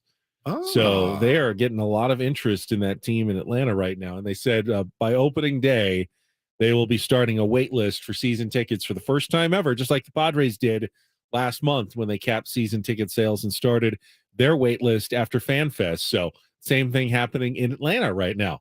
Two organizations that aren't used to having, they're doing the same thing as the Padres. They want to keep some tickets available for single game purchase and group sales. So it's not only season ticket holders and, resale purchasers who get into the ballpark every single day, but they do have a much higher season ticket base than they used to. Got to shout out the owner of the Philadelphia Phillies as well. Did you see the quotes from Phillies owner John Middleton, Ben, that he basically said, this is a quote, actually. He said, "Nobody cares about whether I make money or not. If my legacy is that I didn't lose any money owning a baseball team on an annual operating basis, that's a pretty sad legacy. It's about putting trophies in the cases. Yes, tip of the hat to you, sir, but also that's just one more problem that, Peter Seidler, AJ Preller, Padre fans, you got another suitor for many of these great, great players. Now, I like the sales pitch of San Diego over Philadelphia any day of the week, but, I mean, you can't watch that team last year and not say, oh, yeah, these are pretty fun teams. But put John Middleton at the table of good professional sports owners, the very small table that includes it's like a high Peter top. Seidler, yeah. It's a high top. A two-top just in the bar at this point. Maybe 2-3 top. Yeah. But, he said, look, my goal is that we create a team that 100 years from now, when people ask the question, who are the greatest teams in the history of baseball, the Phillies are in that conversation. How much money did the 27 Yankees make, or the 29 A's, or the 75-76 Big Red Machine? Does anybody know? Does anybody care? Nobody knows or cares whether any of them made money or not. If your ambition is to be good, you don't make those decisions. If your ambition is to be great, you make those decisions. It's about desire. Really, I just want to win. That's exactly how you do it. And Philly fans, you should be happy about the fact that you have an owner like Peter Seidler. Looking forward to a conversation with Matt Vasgersian, catching up with one of our favorites in the world of baseball. That'll be coming up next after a check of traffic here. Bennett Woods on 97.3 The Fan.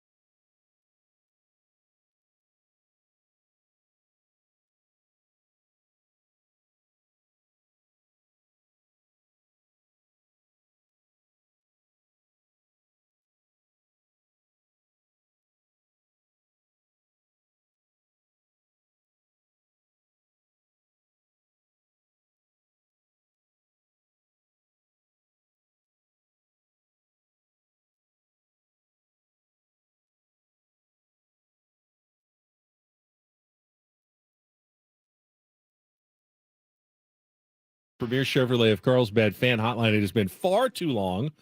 Always excited to hear from our next guest. Matt Vasgersian is back with us here on 97.3 The Fan. Matty V, where have you been? How the heck are you? We missed you, buddy. I feel bad that we were in San Diego for the winter meetings for 3 days, I think, and I saw you guys. We waved at each other in the lobby, and I never had a chance to come over and say hello. That's bad on me. How are you guys doing? We're doing great. Really man. good, actually. We Yeah. missed your handsome face and your perfect voice. What is the great Matty V up to today?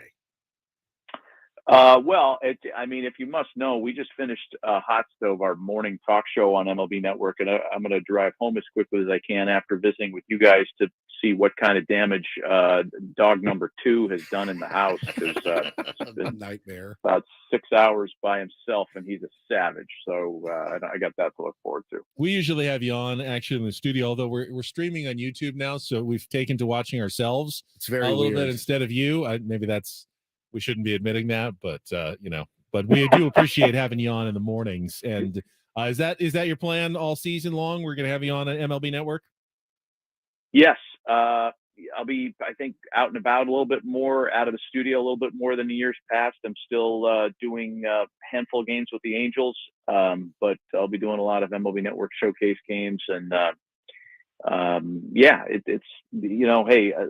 when you're out and about in the league, it's a whole different view than when you're just in a studio, which is also great because you're consuming 15 games a night, but it's different than being at the ballpark where you can ask questions and see things a little differently. So I'm pretty spoiled because I get a little bit of both. Matty V, let's talk about the Angels, right? Let's talk about the Angels. Padres play the Angels today in spring training. Certainly a team that I feel like for the last probably 4 years, I've said, this could be it. This is it. I like these moves. They're spending some money. Seems to be this is the year they get over the hump. Your kind of overall opinion on how the direction of the organization is going, because it just hasn't been the case so far.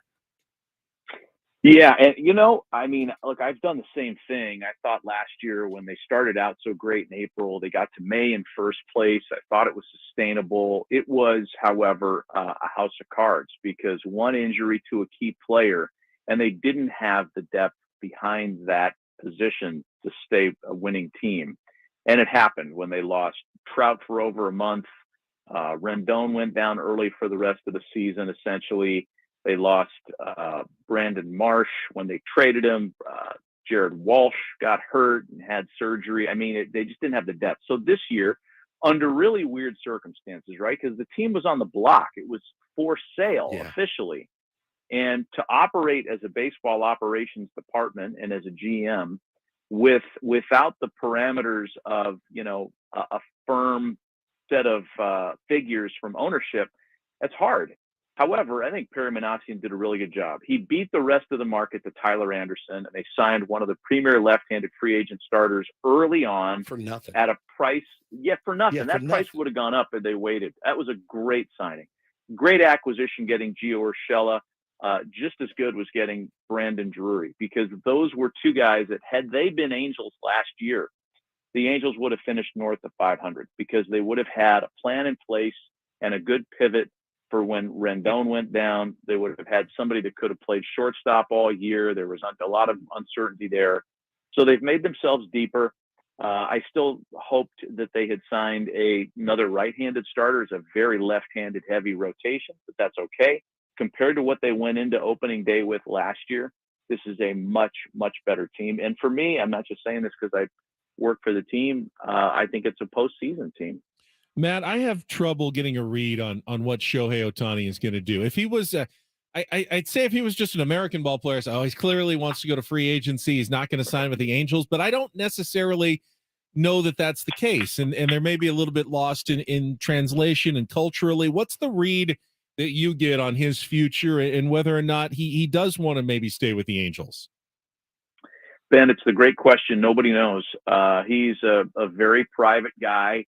I think he shares his intentions with a very small number of confidants, including his trainer, his interpreter, his agent. not many people, even in the organization, feel like they're close enough to Shohei to get a sense for that. Maybe teammates, because he is close to the guys he plays with. But there isn't a whole group of people that can claim they know what's in his mind. I think this, and this is where I'll go back to last year, middle of the season, when things started to unravel for the Padres, or for the Angels rather, managerial change, blah, blah, blah. They had a 14-game losing streak. It was pretty grim, the idea that they were going to be able to keep him interested long term. And that's when the trade discussions started. Artie Moreno had to come out and say, we're not trading him this year. Then the team was put on the sale block, and there were rumors of Japanese groups that would be interested in buying the Angels. The thought of that had some believing that maybe Shohei would be a long-term buy and hold. But, there were also reports that he had been given figures, his agent had been given figures to stay in Anaheim, very generous figures, and that they discounted that. So an ownership change to a Japanese group might have altered the calculus. But I don't think we're any closer to knowing what his intentions are now than we were last year. And look, if he's traded, we're talking about a Herschel Walker type deal where it's a massive exchange for one guy. Then he's going to go to the free agent market. He's going to become the highest paid player in the history of the sport. And that's, whether it's in Anaheim or not, we don't know. He's such an interesting player, and he's a guy, my 5-year-old is way into baseball now, and it's that thing where it's like, my man, we need to load the car up. We need to get out there to watch this guy play baseball. We need to watch him pitch a game, watch him hit, whatever it may be. He's so remarkable. But of course, much like they ask about the Padres' sustainability, Maddie, when you think about Shohei Ohtani, I get this nervous feeling because, the rumors are the Padres are involved in wanting Shohei Ohtani along with everybody else. I get that thing in my head. It's like, if we pay this guy $500 million or somebody does, at what point does he say, the pitching is a little bit too much wear and tear. I'm going to focus on hitting. Then you have a $500 million DH / sometimes outfielder. Yeah, that's something that people talk about, Woodsy. I get that concern if you're going to be in the Ohtani sweepstakes in the market for him. I'll say this, that observationally, he just has a very different motor than anybody else that's playing in the big leagues to do what he does. And during his MVP year 2 years ago, where he played at age 26, right? Still a young guy. Yep. Even in baseball terms, where you're old at 32, there were times when he easily could have said, "Hey, you know what? I pitched last night's game. I went into the 7th inning. We got a day game today. I'm going to sit it out." He doesn't ever do it. So for him to have already come back from a couple of surgeries, one that involved missing a whole year. His motor's different, and that's why you can't get a gauge for him. We can't get a gauge for his skill set in terms of a price tag. So true. In his MVP year, right, he had a WAR that was like he was a combination of the best hitter and best pitcher in the league that year. He was Garrett Cole plus Giancarlo Stanton. Yeah. How do you possibly comp that player and come up with the right price? Like you just can't. $60 million. Double. Double it up. Talking to Matt Vasgersian from MLB Network. Obviously, Shohei's star is going to shine brightly in the WBC. The Dominican team loaded with stars, many from the Padres, Team USA. What are your thoughts? Well, I've always been a huge fan of this event, but for the first time, and I think Woods agrees with me, we're a little nervous about this one. We're a lot nervous, there didn't Matty. used to be so many or any Padres in this thing, and now I'm going like, you didn't have a shot at winning the World Series. Just stay healthy. It's just like, oh my goodness, I'm going to be holding my breath for 2 weeks. Yeah, I mean, there are the Padres and the Angels, right? Both teams have a lot of representation in the World Baseball Classic, and the most important players from both sides. Like you have Machado and Bogarts who are out for the Padres, Trout and Ohtani who are out for the Angels. I like the event a lot as well. I'm always interested in the futures market for these things, and there's certain places where you can find a market on it. Japan, I think, is a really strong favorite, even though they're listed as the third shortest shot. The odds makers think that Team Dominican Republic's the favorite. at like plus 180, and then you get Team USA and then Japan. So I think there's value on Japan to win the whole thing.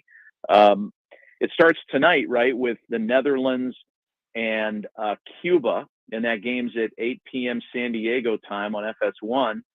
And even for that game, like, the Dutch team is really good. We talked about Bogarts, Jurgen Profar, former Padre, like a lot of big league stars. They've got recently, he's not even retired yet, but Didi Gregorius. I mean, there's a lot of Jonathan Scope, a lot of really good players on that Dutch team. The Cuban team, for the first time, has active major league players playing for Team Cuba. That had never been the case for them before. If you're an active big leaguer, you couldn't play for their Cuban national team. That's changed now. So they've got Jose Abreu playing for them. They've got Yohan Moncada playing for them. They're good. But Cuba is listed as a minus $2 favorite against a good Dutch team. If you like playing an underdog, and, you know, who knows what's going to happen in these things. It's such a sprint event. You can find the Dutch team at like plus 170. There's a little intrigue in that opener today. So I love the event. I'm with you that it's a hold your breath affair for fans of the Padres and the Angels and teams that have a lot of players that are out in it. But man, it's such a good thing for a week and a half for baseball and for the country and all these smaller countries that take such a great sense of pride in it, that I can't wait to watch. Well, Matty, hopefully the next time we cross paths, it'll be more than just a wave from across the room, Yes, and we sir. can actually hang out for a little bit. But we do appreciate you spending some time with us on the phone this morning. Got it, guys. Good visiting with you. Thank you, Matty. Matt Vasgersian, MLB Network, Angels broadcaster as well, and always a show favorite with us on our Premier Chevrolet of Carlsbad fan hotline. Save money the right way with Premier Chevrolet of Carlsbad. Visit them today in the Carlsbad Auto Mall. Chevrolet, find new roads. We're late. When we come back, though, I want to tell you a team that people are sleeping on in the WBC. I like it because Matty brought up most of them right there. So He let's didn't get mention another this one for us. Yep. Talk some more Padres as well next on 97.3 The Fan.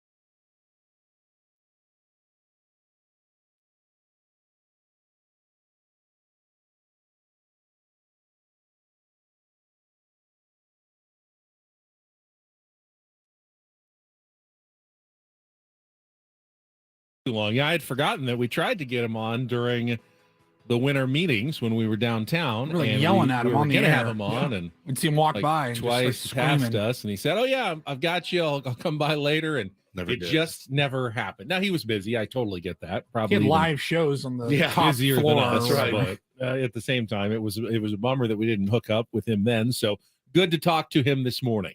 Yeah, he's like, it sounds like baseball in my ears when Matty V's Yes. on. Yeah, it sounds like baseball.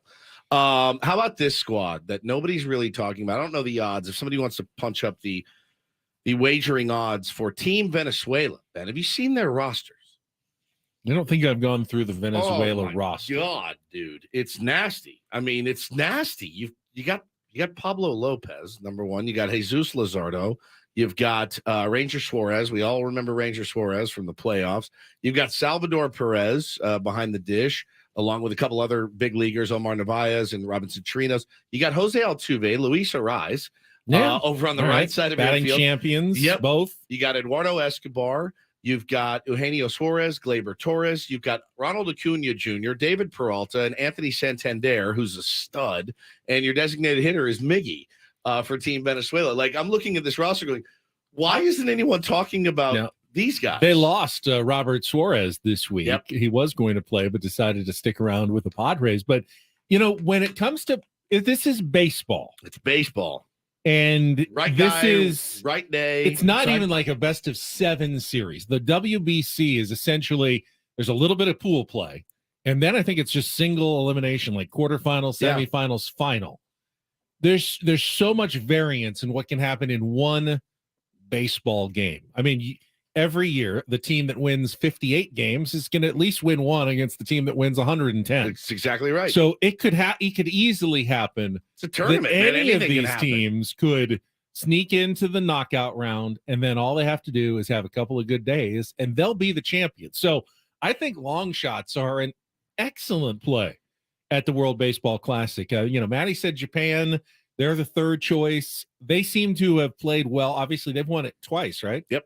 They have played well in the past together. Whatever they do to, prepare and come together as a team has worked in the past, even though they may not have as many household names as some of the other players. They, maybe their training methods or how it works, they just do well in situations like this. So, yeah, they're a great team to choose. Obviously, United States won the last one. The got all Dominican the, Republic is loaded odds. with talent. Give me the odds. According to Paulie. DraftKings here, the DR is favored at plus 210. The USA follows them at plus 250, and Japan is plus 275. And then there's a bit of a drop off. The fourth highest team is Venezuela, Okay, there you plus go. 1,000. Puerto Rico's plus 1,100. Plus 1,000. And then, the long shots are like Nicaragua, I mean- plus 20,000. Great Britain, plus 20,000. I mean, Manny was saying Cuba Czech has Republic, plus good 25,000. big league players. The Netherlands has good big league players. Even minor league teams can beat major league teams on any given day. So, don't be stunned if one of these long shots at least makes a deep run into the tournament at some point. I'll be rooting also for Team Italy because Stephen Woods with a PH is one of their relievers. And our buddy Jojo Tarantino is one of their trainers. And he said he got to meet the Stephen Woods there, and he also goes by Woodsy, which is fantastic. They are plus 15,000. Plus 15,000. Okay, safe bet there for the team Italy. They have Brett Sullivan from Yep. Padres camp as one of their catchers as well for Team Italy. Joey Gallo, I think, is on that team as well. Korea, has an interesting team with Ha-Sung Kim. Yep. Tommy Edman is on the Korean team. They're playing games already, tuning up First game for tonight. the WBC as well. Yeah, it's First game 8 tonight, o'clock. 8 o'clock. Can't wait. Fox Sport FS1, and it'll be Netherlands, Cuba. And it should be a good game to get things started in the WBC. And you'll have Padres to watch, including Xander Bogaerts. Is he the only? He'll probably be the only Padre. We don't have anyone on the Cuban team, and he's the only one on the Dutch team. Yeah, I think that's right. I think that's right. Is Who's pitching? Jurickson playing? So okay, That's what. So because I know there was some. some So- back and forth on that. So he was not. He was originally going to play. Yes, Then he didn't have a job. right. So then Still doesn't have a still job. doesn't have a job. So then he was. It was. Does he have a brother? Because there was a profile on the roster, but it wasn't him. It was another. Jeffrey Profar or something. Maybe it's a very common name, Could or be. I don't know. So he was on the roster. Then Jurickson still doesn't have a job. I'm wondering if his agent said, you need to play. You need to play and showcase what you can do. It's Jurickson Profar not having a gig in the big leagues remains to me Weird. one of the weirder mysteries of the offseason. It really does, especially with the year that he put together last year. Is his asking price way too exorbitant? It leads me to believe that it is at this point because he hasn't no one or the opportunity that he wants. He was rumored to go to the Yankees. He's been rumored to go to the Dodgers now with Gavin Lux out. I mean, not really much talk about coming back to the Padres. Really not a lot at all. Which, would have made a lot of sense, especially with Tatis out for the first 3 weeks of the season. Expensive fourth Would be- outfielder, well, though. here's the thing, and I could be totally off base here, but there's a certain sense of swallowing your pride that Jurickson may be dealing with. He opted out of his contract For he was, seven. He was going to make, I believe, somewhere in the range of $7 to seven $8 and a half, yeah. million with the Padres this year. If you don't get more than that, that's going to be very hard to sign a contract and admit I made a horrible decision. I could have done nothing and made $7.5 million, and now I'm begging around for like a $6 million 1-year deal. That just makes you look like you had a bad plan. Makes the agent look bad, makes Jurickson look bad. And so they kind of have to hold out for something to save face a little bit in terms of a deal. And maybe they're hoping for an injury somewhere that, a team gets a little more desperate and bumps up an offer. I could be totally off base here. There could be something that we don't even know that's going on health-wise that hasn't been reported. But like with every hour that passes, the teams are getting more leverage, right? Like, I would imagine, unless, like Ben said, unless there's an injury. even then, like somebody gets injured next week, team calls Jurickson, he goes, all right, I want 12 million. Like, sorry, bro, give you 6. Give you 5. You got 2 weeks, 2.5 weeks until opening day, and you clearly don't have a team. So, but you need us more than we need you. It's considering what salaries are right now. I mean, we're not crazy. Jurickson was a legitimately valuable player. He was. He very outplayed valuable $7.5 million player last for the year. Padres last year. I think so. What are we missing here? Well, I feel like there's a piece of the puzzle that is missing on the Jurickson Profar free agency front that we just don't have, that some GMs have, that we don't have. Article 5 days ago by RJ Anderson says he was last linked to the Orioles, may have to wait for a spring training injury. That's probably not what he envisioned after a good season and opting out. 2 hours ago, Empire Sports Media says Yankees can upgrade the left field position for just $10 million, and it's a picture of Jurickson Profar. Does that mean the $10 million's been the asking price? I mean, Potentially. that would probably be the face-saving price for Jurickson Profar. Here's an article 3 days ago from Fangraphs. Why has no one signed Jurickson? I was waiting for the curious case of Jurickson Profar. But yeah, it doesn't really make a lot of sense. They had him pegged as the 36th best free agent in the class after his $10 million mutual option with the Padres was declined. Excuse me. So $10 million? I thought it was less than that. That's what this says. All right. Quite comparable to Brantley and Bell, who both play a position down the defensive spectrum. Both are considerably better hitters, blah, blah, blah, blah, blah. It says if teams weren't interested in an everyday role, what about bringing him on as a part-time player? He was exclusively a left fielder last year. He does have experience at all 4 infield positions. A team like the Dodgers, who likes to do that and shuffle guys around, and now that they've lost their shortstop, would seemingly be in the mix, but they don't want to spend a lot of money. So be sad to see Jurickson on the Dodgers. It would be awful. It would be awful. After he was such a part of the heart and soul of the Padres last year. Maybe that's part of the reason why he's having trouble. Can you imagine, like, that's your best offer and it's less money, and you got to go to when the you're team. a free agent, you can't hate any team. Yeah, you have to have love 30 everybody. favorite teams out there. Damn, I burned some bridges, man. Major League Baseball. So they only have him. Fangraphs hasn't projected as a one WAR player. So I don't know. Then that would be less than last year. Correct. Just a reminder, the Ben & Woods Open, our golf tournament, second ever, is coming up Thursday, April 6th at Rancho Bernardo Inn. And tickets for the event, slots in the tournament, go on sale Wednesday, March 22nd. Thank you to our sponsors, Coastal Fire and Integration Systems and Cobra Golf, for help making it all possible. We've been dialing in plans for months now to get it right, and we're hoping that it's going to be even better than our first edition back in November of 2021. So remember, 22nd of March is the date to get in for the Ben & Woods Open. Padres get shut down offensively for the second time in 4 days in spring training. Get to a little bit of that in the last few minutes of this hour after a check of traffic here on 97.3 The Fan. From the Premier Kia of Carlsbad Traffic Center, part of the Premier Auto Family, here's Kelly Tannick. Traffic is sponsored by Premier Chevrolet of Carlsbad. It looks like a solo spin out blocking the fast lane, northbound side of the 5, right past Old Town. Fortunately, no other problem spots on our freeways. Coach Quintero and Joe Musgrove's choice. They're a different kind of dealership looking to be a solid community partner and deliver excellent service. Premier Chevrolet of Carlsbad. Chevrolet, find new roads. I'm Kelly Danik with Ben & Woods, San Diego's #1 sports station. 97.3 The Fan. After getting no hits on Friday against the Cubs, Padres only got 3 hits yesterday against the Dodgers. And again, it's spring training, so those numbers don't mean anything. It feels like the Padres put out such a formidable offensive lineup, even on the days where, yesterday there was no Manny, no Soto, no Bogarts. They're already off with the WBC, or Soto staying obviously back for a couple of days, but he's not in the lineup right now. But you still can put out Grisham and Tatis and Carpenter and Nola. There's lineups that would have made you fairly happy a few years ago. As this like an opening day starting lineup are now kind of the B- lineup in spring training. And, they didn't obviously come together yesterday. Now, they faced Syndergaard, who's been throwing well in the spring. May is coming back, and, that'll obviously be a big boost for the Dodgers if he's anything like he was before the Tommy John surgery, if he can come back for them this year. So both of those guys threw well against the Padres yesterday in Glendale, Arizona.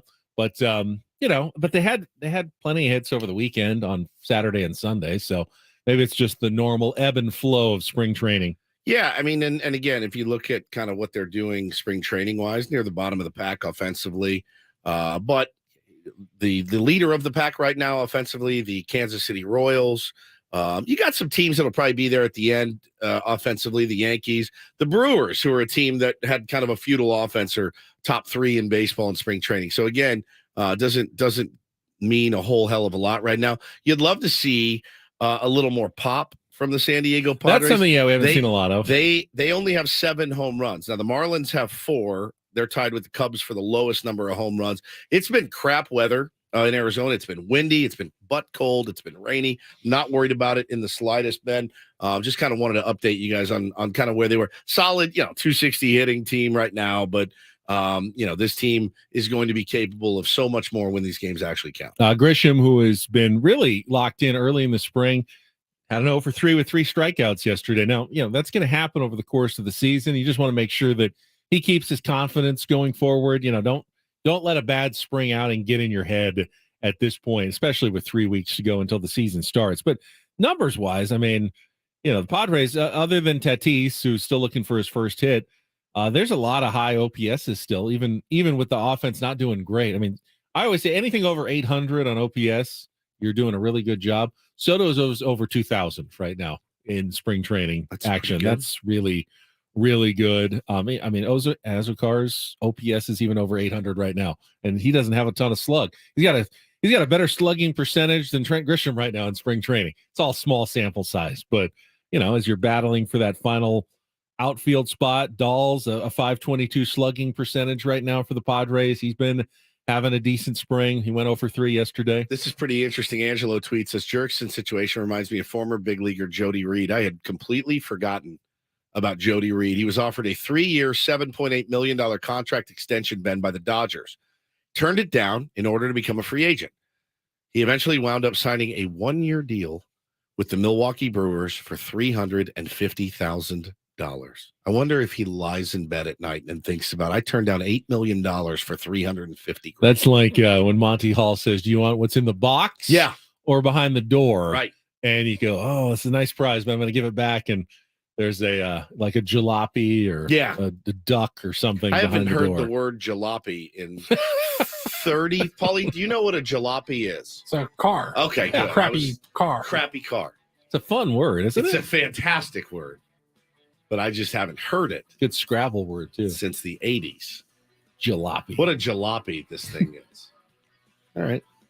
All right, we've got 1 hour to go. We got the Rindle Report coming up with some headlines from Paulie, including some football news yesterday. And a documentary you don't want to watch. All ahead on 97.3 The Fan. I'll be right back.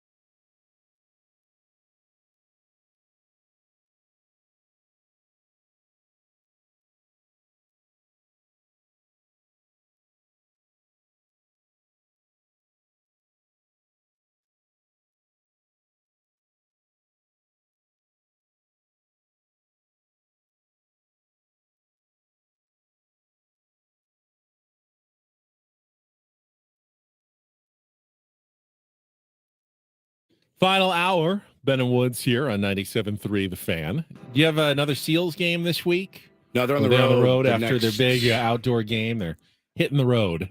The next 3 weeks. So I get a little breather. I love March sports wise. I mean, obviously opening day is coming up and we've got that circled on our calendar, but NCAA tournament championship week, and then the brackets come out Sunday.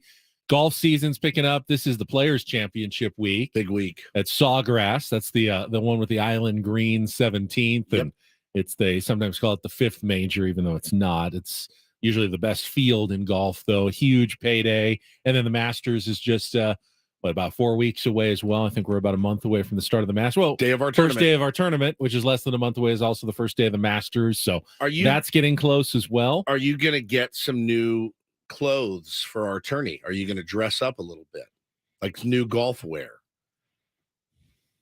I bought something that will be appropriate for that day. Your last tournament, didn't Hannah? She had the full Masters caddy kind of gear. I don't think she brought it. She didn't. She was going to. She's going to ride with me again this year.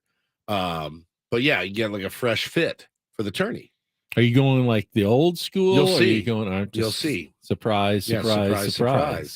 You'll see. I like to go with shorts so I can show off my legs. Well, you'll be in a Speedo on the first tee.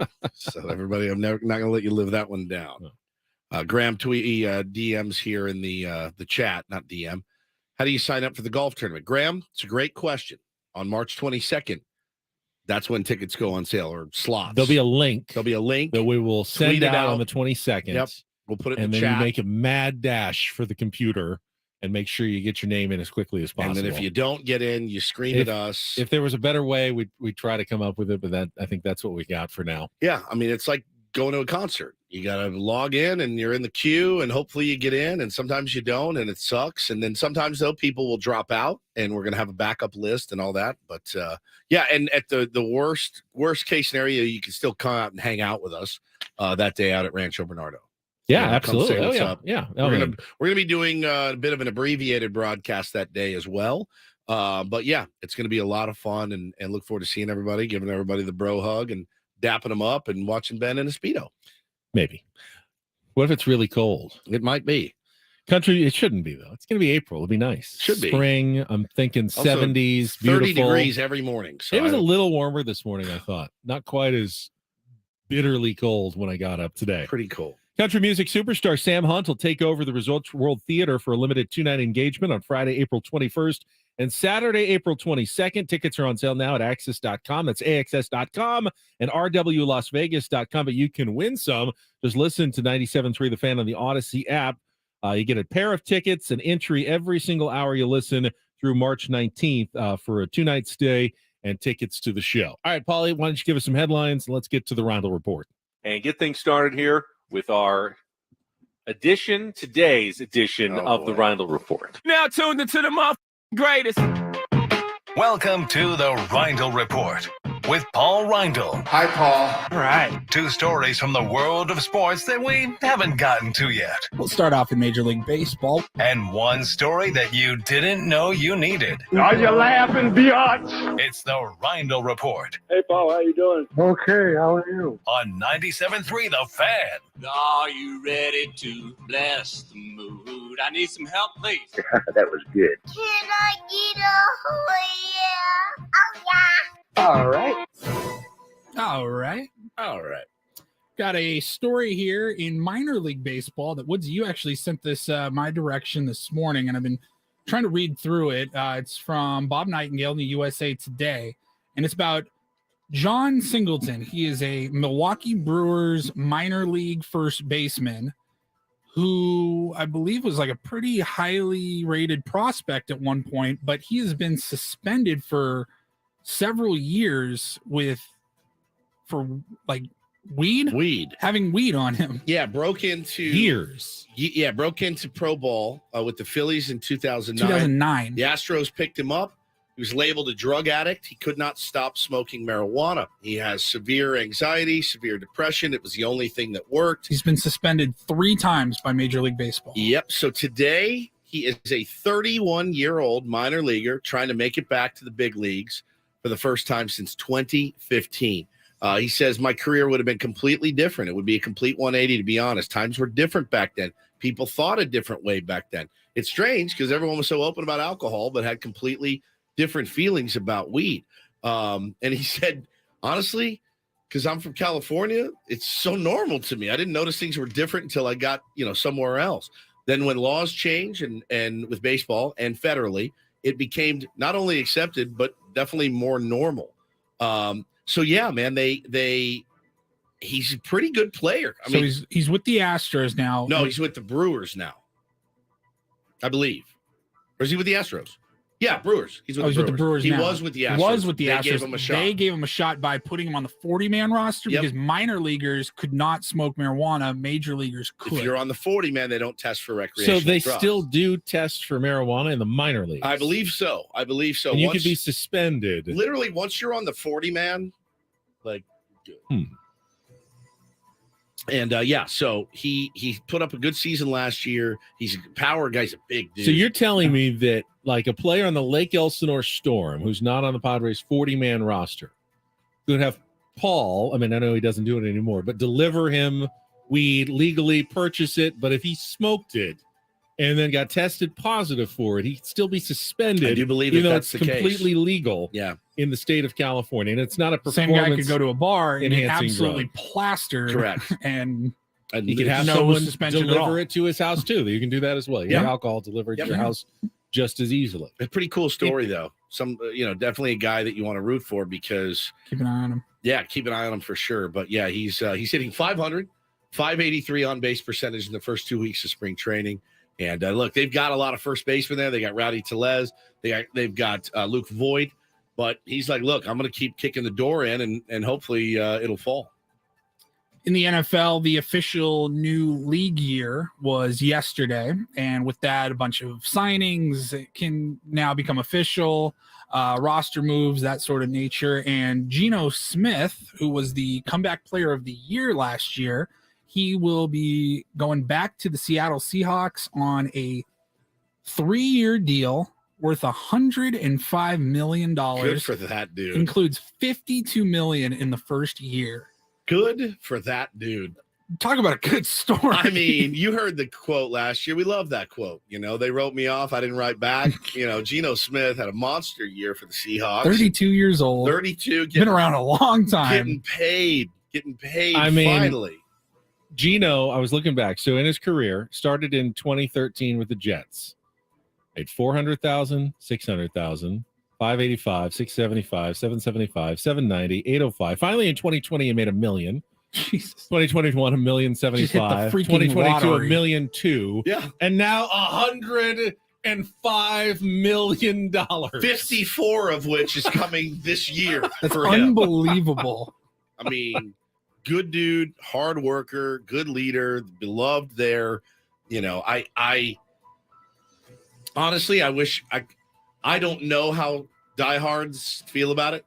I don't know how Softy feels about it. I got a few friends up there. I haven't checked in with them How do in you the last not 24 look hours. at it and go, it's badass? I mean, it's not our team, right? So we're like, oh, this is badass. But I know a year ago, all of those people up there were like, even with Geno some tension, Smith, yeah. even with tension at the end of Russell Wilson's time in Seattle before he was traded to Denver, you're still like, I mean, that was their guy. He won a Super Bowl. He was a superstar up there. And you're like, great, we have this retread. Like Geno Smith is going to be the quarterback. Is he even going to win the job? Who Didn't the take him long. No. though. I know pro sports isn't real life, but can you imagine going into your salary meeting with your boss? Well, yeah, you've had a great year. I know inflation's high. We can offer you a 12% increase in salary. I was actually looking for a 10,000% increase in salary. Well, Geno, you've earned it. You got it. You got Sounds a good. 10,000% increase in your salary. Not bad, man. You root for that, stories like that, because you want to talk about earning it, paying your dues. That guy did. 100%. Just a couple of other notes because of the new league year. So Lamar Jackson, they have until 12:30 today. Yeah, today. To sign him, or they have to put the franchise tag on him. They're continuing to negotiate in Baltimore.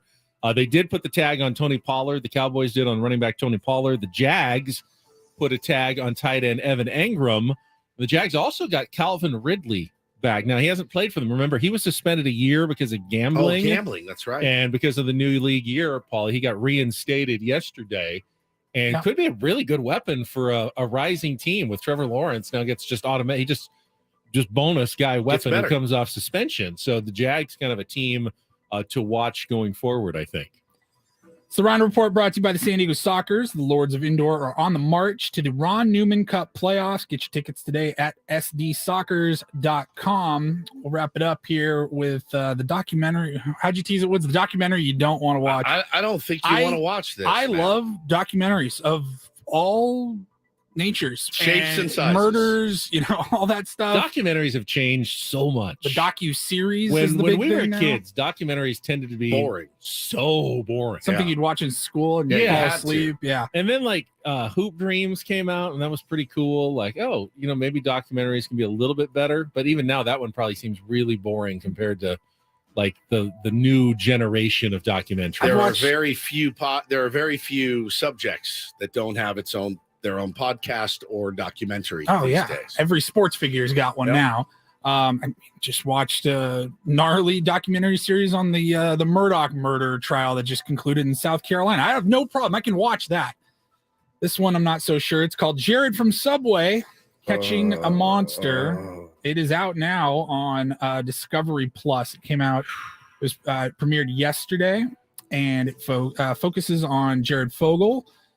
Of course, from Subway, gained major, insane popularity in early to mid 2000s. I want to say. I mean, he was a heavy guy who got thin from eating Subway He lost sandwiches. 245 pounds between 98 and 99, having factored Subway sandwiches into his diet plan. They hired him. Looked like a brilliant move. We all saw the commercials. We all went, "Oh, okay." Problem This is amazing. He is not a good guy. He's he is like the prison. worst type of person you can be. It's going to be a 3-part series here that just goes over the entire shocking investigation that exposed him as a complete disgusting child sex predator. Yeah. Child pornography, Yes. soliciting children. I guess I can see the argument for the documentary, hey, give these victims a chance, tell the whole story, tell their story. I just don't know that I can stomach that. I don't think I can, to be honest, man. I was reading an article about it last night because I didn't know that this was a thing, and I saw hashtag Jared. Why from is Subway. Jared in the news? Yeah, so I thought, somebody beat him to death in prison, which almost happened, by the way, a few years back.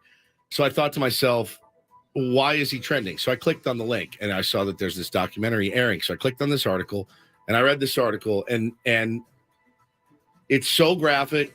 It's so uncomfortable. It's so disgusting.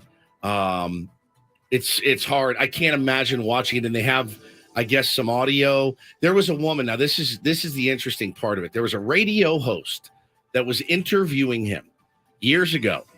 And he leaned over at a break and said something to her about liking kids.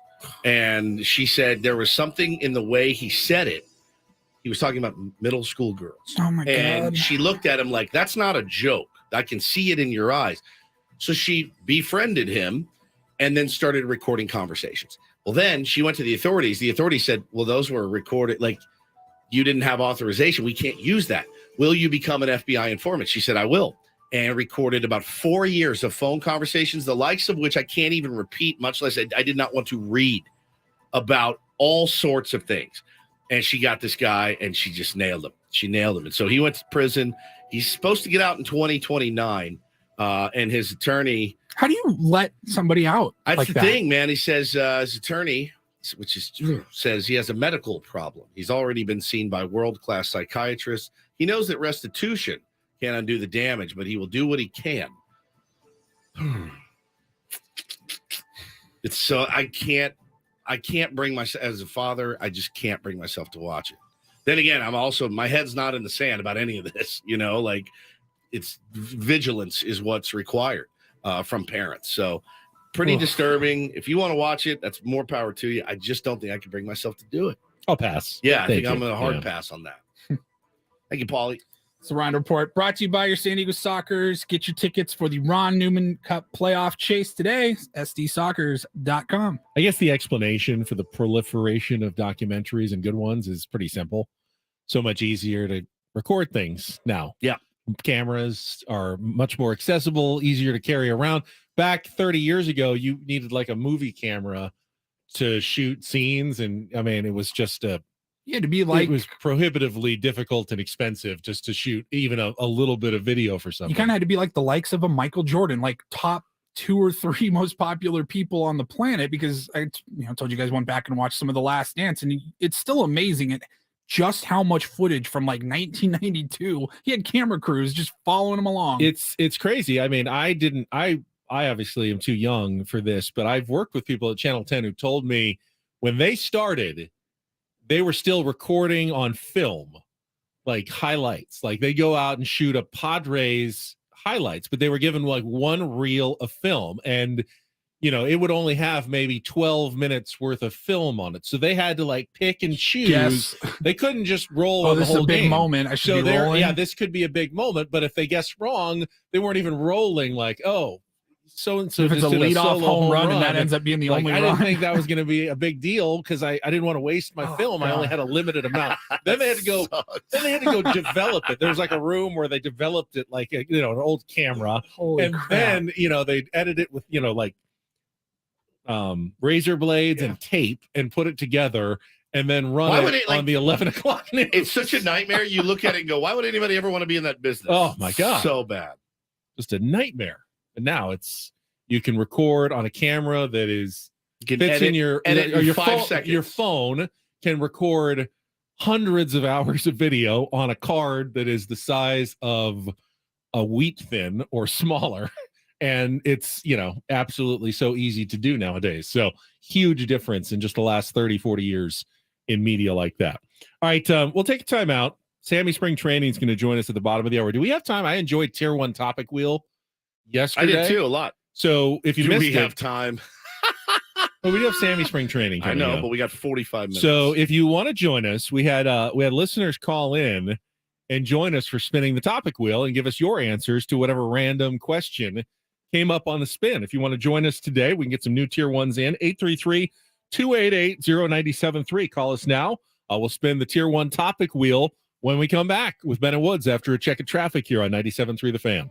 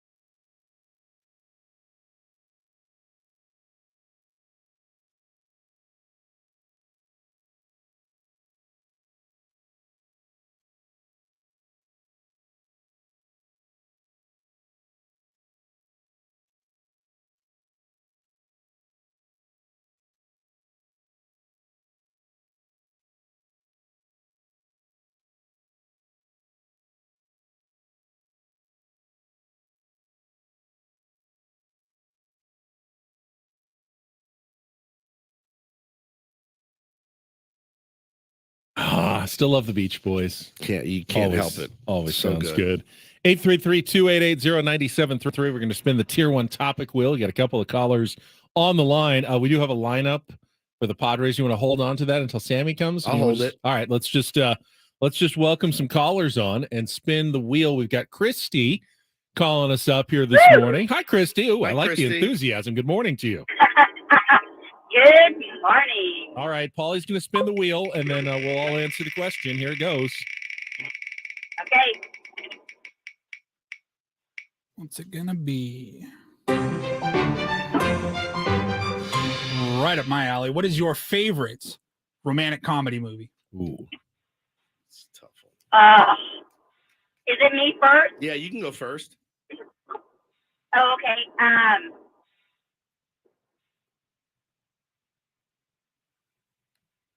I watch TV and movies all the time. I feel like I'm super stumped right now, but I think I'm just gonna go because it's in my head right now. Something's gotta give.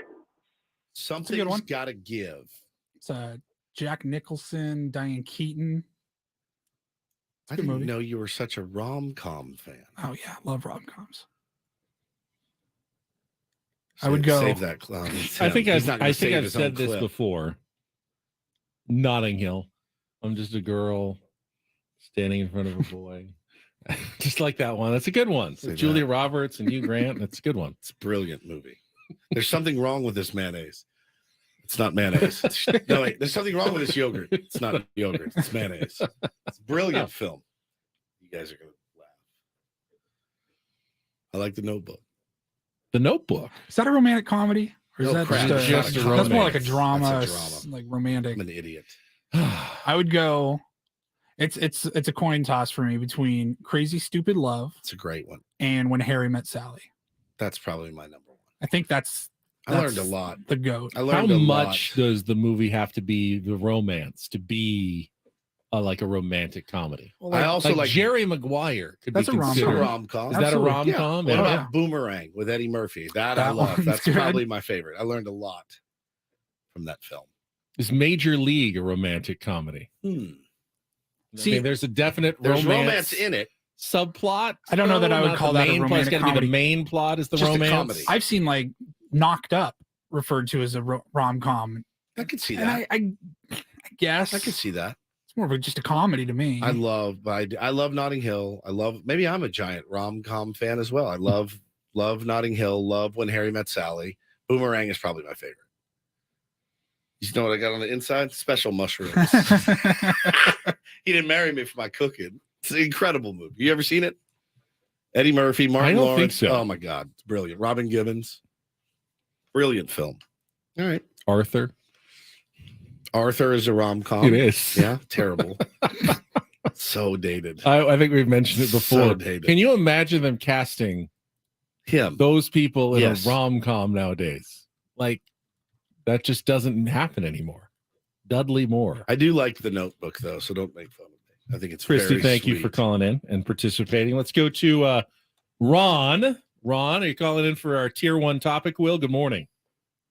Good morning, gentlemen. Hey, buddy. To quote an old sportscaster, the sky's blue, the grass is green, and there's baseball in the air. There Attaboy. is. All right, we're going to spin the topic wheel, though, Ron. So listen up. Here we go.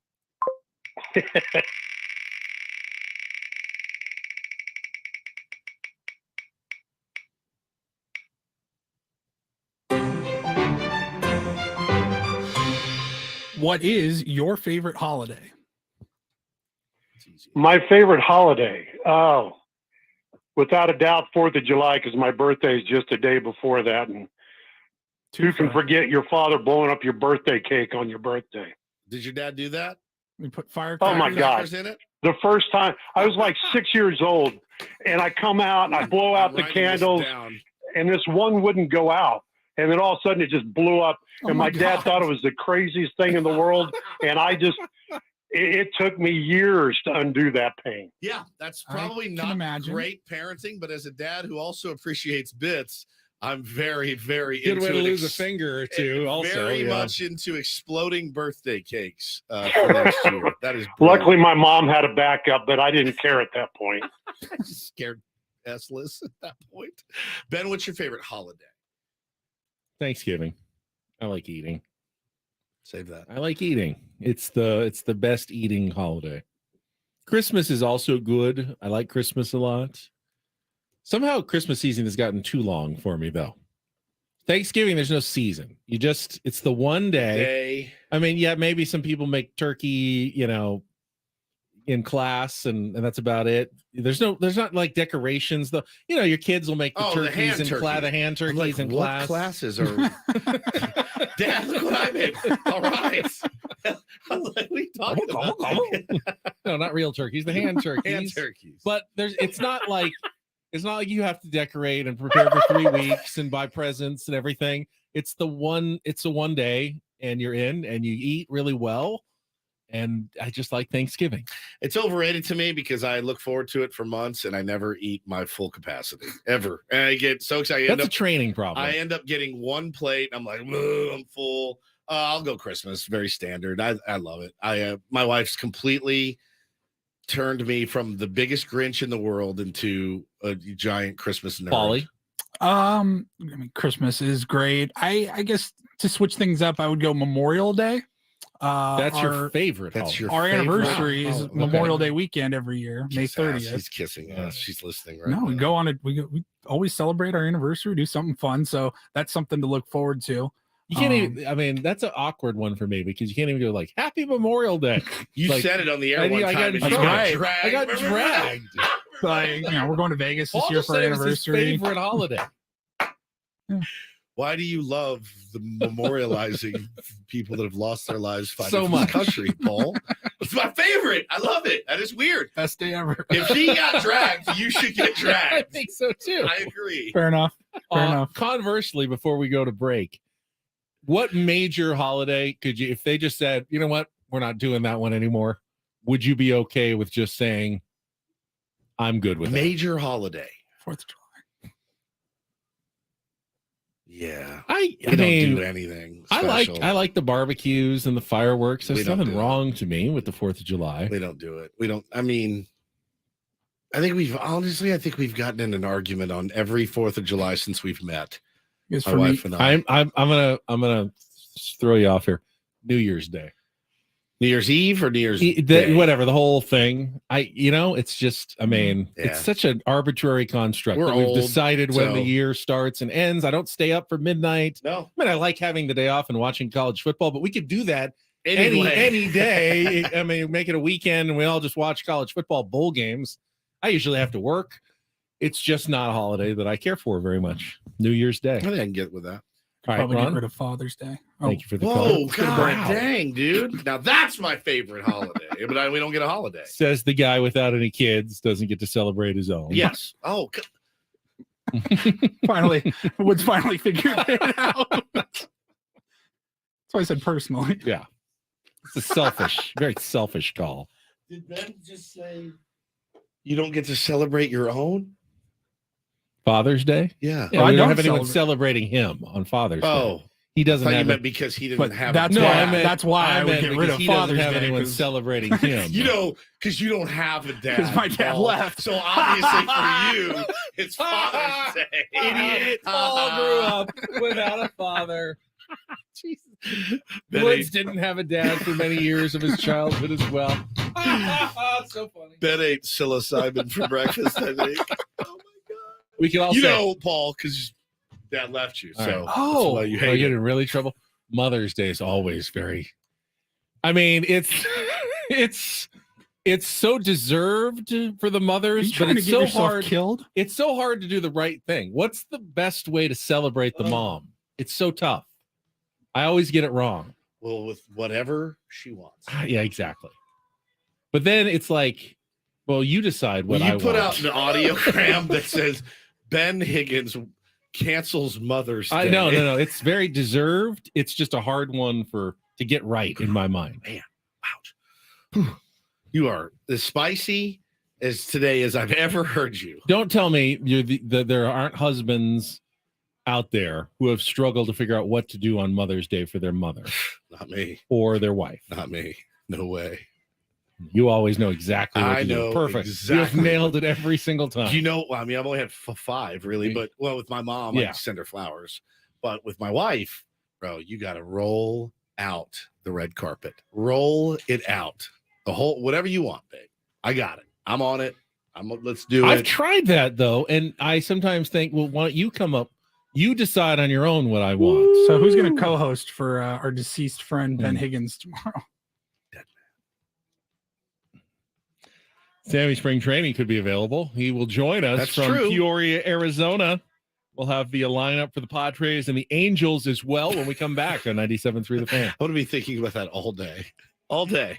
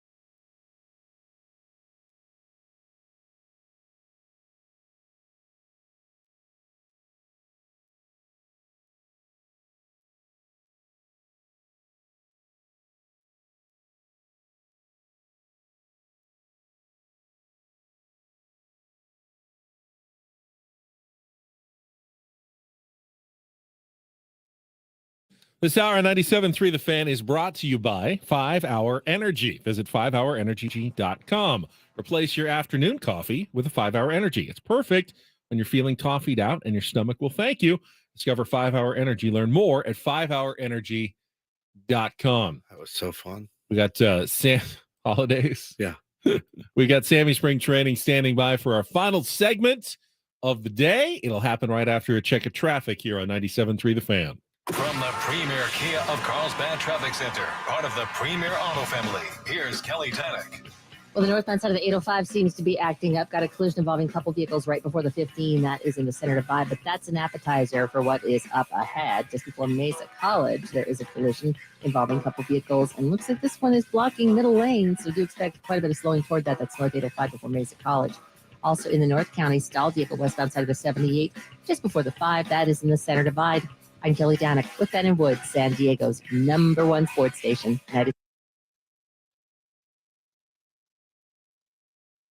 Got his own walk-up music now? Yeah, we do. We're rocking the 70s apparently today in Peoria. So Sammy is joining us wearing a Nehru jacket, and he was welcome on our Premier Chevrolet of Carlsbad Fan Hotline. I saw you tweet that. A lot of Bee Gees coming out of the clubhouse this morning today, Sam. There was when we gathered by the batting cages to speak with Bob Melvin. A couple of Bee Gees songs back to back. I think the one you just played was one of them. So can't say I was complaining. I was moving and grooving along with the people here in Peoria. Disco Sam.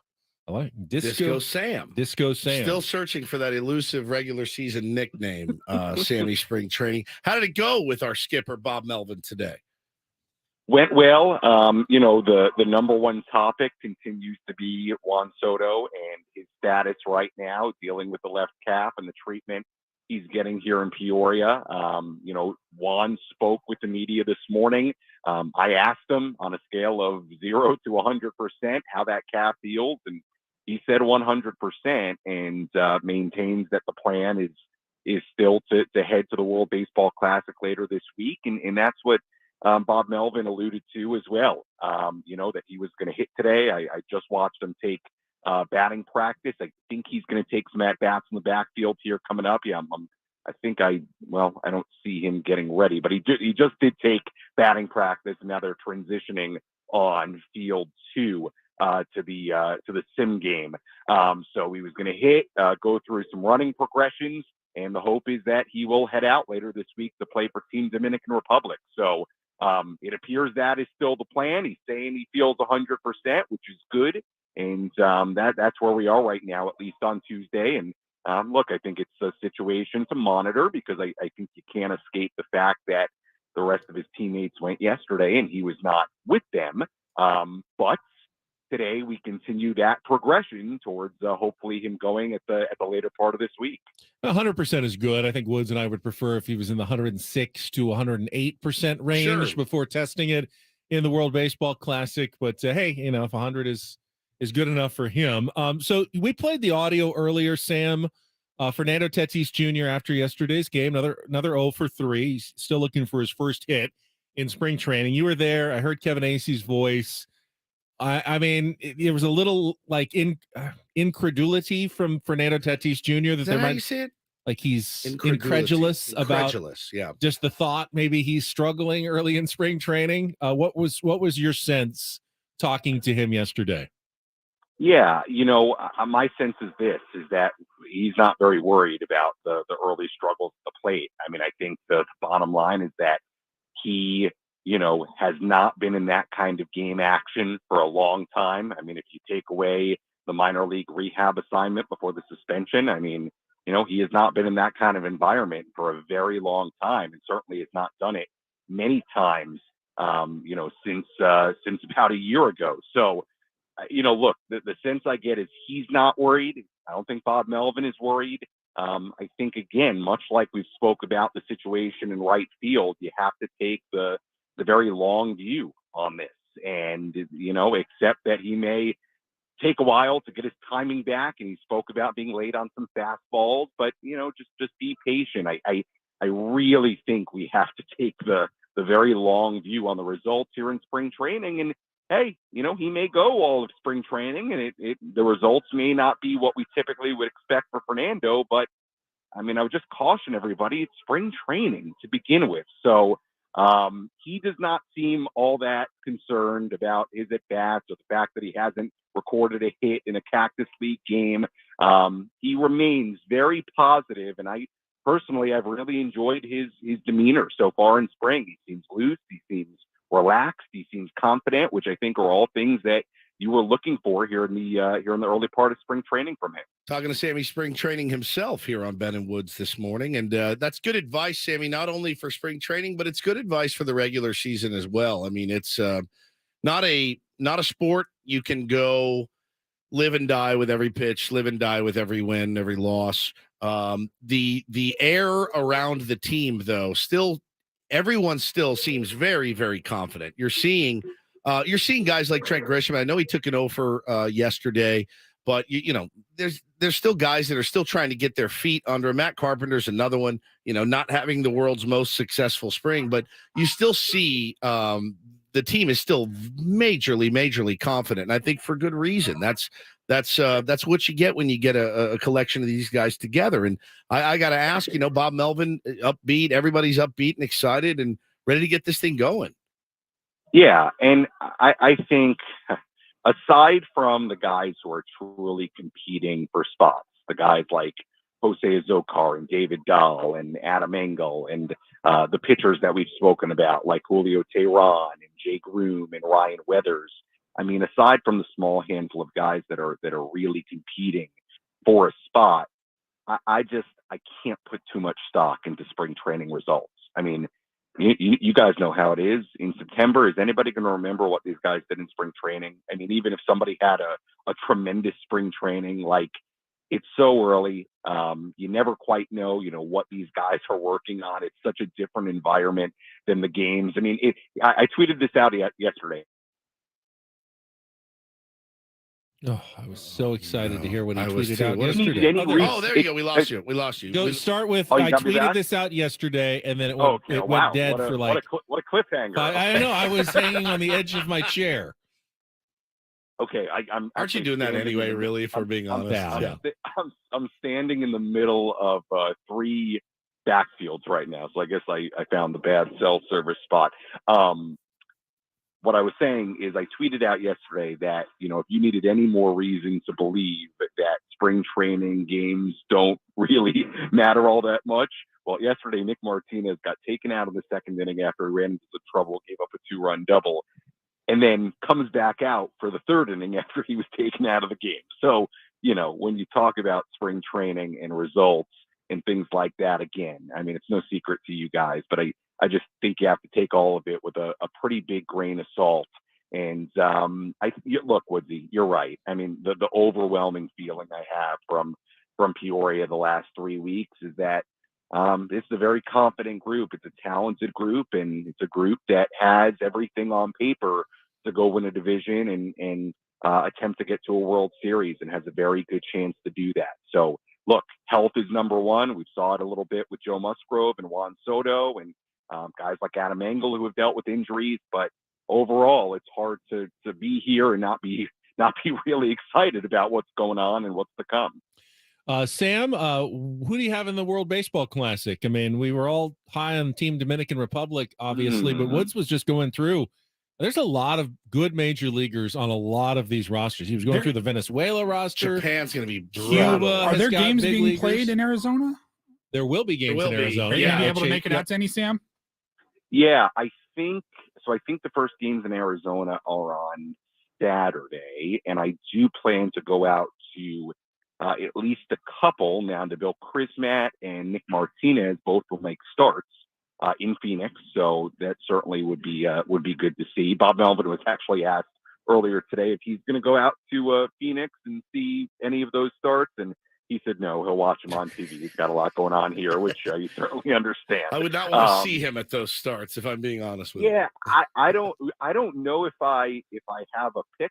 Look, obviously the Dominican team is extremely talented. The U.S. team, Japan, Korea. I mean, you're right. There's a lot of really, really talented teams, and each team, I mean, hey, the Netherlands, they play, I believe, tonight, right? They At do. 8 o'clock. 8 p.m. Pacific time. So we're going to see Xander Bogaerts play today. So it's going to be really cool. Look, I don't have a pick. I don't know that I can break it down and give you who I think will win, but I am really excited to watch. And I'm rooting I for think health. It's going to be a cool thing. I'm rooting for health. Well, that's what I'm rooting for. Number one. The hardest. Health. Yep. Safety. Yep. Which is why I think we're all keeping a fairly careful eye on this Juan Soto situation, and rightfully so. He's incredibly important to this team, and it's no secret to him and the team and us that the last thing you want is for an injury to happen, away from Peoria. And I think Juan's going to get some at bats here on the backfield coming up here soon. So he continues to do what he should be doing out here. And again, the plan appears to be that he's going to head out later this week still. Does anyone have any homework for Sammy? Woods, Paul, anything? Can you find out, if possible, what the plan for Ethan Salas is? I was asked that question this morning. Sure. And we asked a couple of guys when we were out there. They would not give us a straight answer. And it doesn't have to be like, if they're planning on using him in a spring training game, I think that would be amazing. If that's not the case, whatever. But what's the plan for him as a 16-year-old when spring training wraps up? Yeah, it's a really good question, Woodsy, because there's a number of different ways they could go with it. Like they could have him in extended spring training for a while. He could be, I suppose, in a full season league, whether that, at low A, maybe, is here for a while, but then goes to the Dominican Summer League. There's a lot of possibilities with him. And I've had a lot of people tweet at me about it. It's on my to-do list to go find him and watch him hit. I have to get around the backfield to the very back there and kind of see where he's at and ask around as to what group he's with. But I'm with you. I'm really intrigued by it, and I want to see it as well. So I will work on that. I don't know that they will give me an answer this early in spring, but I will certainly do my best to get a look at Salas and get some more information. And by the way, speaking of Juan Soto, I can tell you he's taking a live at bat against, I'm not sure who the pitcher is right now, on field 2. So there's your live play-by-play, Juan Soto in the box here in Peoria. Against unknown opponent. Well, I kind of want to know what it feels like inside of Joe Musgrove's hyperbaric chamber. Yeah, that would be good too. Either you can ask him, or if you want to drive, wherever he's going and just suit up and tell us what it's like firsthand. Do I you will lay take in that it as well. nude like a tanning I don't bed? know. Or how does it work? Is it like my CPAP machine? What's going on here in a hyperbaric chamber? Yes, great question. Are you in water? Are you in air? What are you in? I don't even know. I would love to know. I've never done it. Yeah, So right. I actually think it's a very good question. The pitch to Soto, and it's low and in. Okay. Find He still out. has a good eye. All That's right. good. He didn't lose his command of the strike zone in the Find last out couple if days. Joe goes nude in it, or if he wears like Swim boxer trunks. briefs or something. Okay. Maybe Okay. suit and What tie. do I mean, you come? What do you formal. come back and you can ask That's Sammy, your assignment. Sammy, if you don't think I would ask him that question, then you don't know me. Oh, I know very you well. would. I know. Oh, I know you would. I know you would. All right, Sam. You're Have, the a, man, have a buddy. good Tuesday. Thank you. Okay. I think Juan Soto just walked in that Oh, first wow. plate appearance. We're gonna I'm need more not from sure, him this though. year I'm- than a bunch of I'm- damn walks. I'll tell you I'm, what. yeah. I'm watching. You know I'm what? watching from afar. So don't quote me on The that. good I'm news watching is from it's spring training. He can go right back up and bat again That's right exactly now. He doesn't right. have to Yep, wait for that's 9 other right. guys to come to the plate. Sam on our Premier Chevrolet of Carlsbad fan hotline. Save money the right way with Premier Chevrolet of Carlsbad. Visit them today in the Carlsbad We're Auto done. Mall. Chevrolet finds new roads. Yeah, just like that, we are done. Guess who's going to be on the show tomorrow? I'll give you a hint. It rhymes with Bajer Larrett. What time? 7:35. Major Garrett, 7:35 tomorrow. For Paulie, for Woods, I'm Ben. Have a great rest of your Tuesday. From all of us here at 97.3 The Fan. Go on.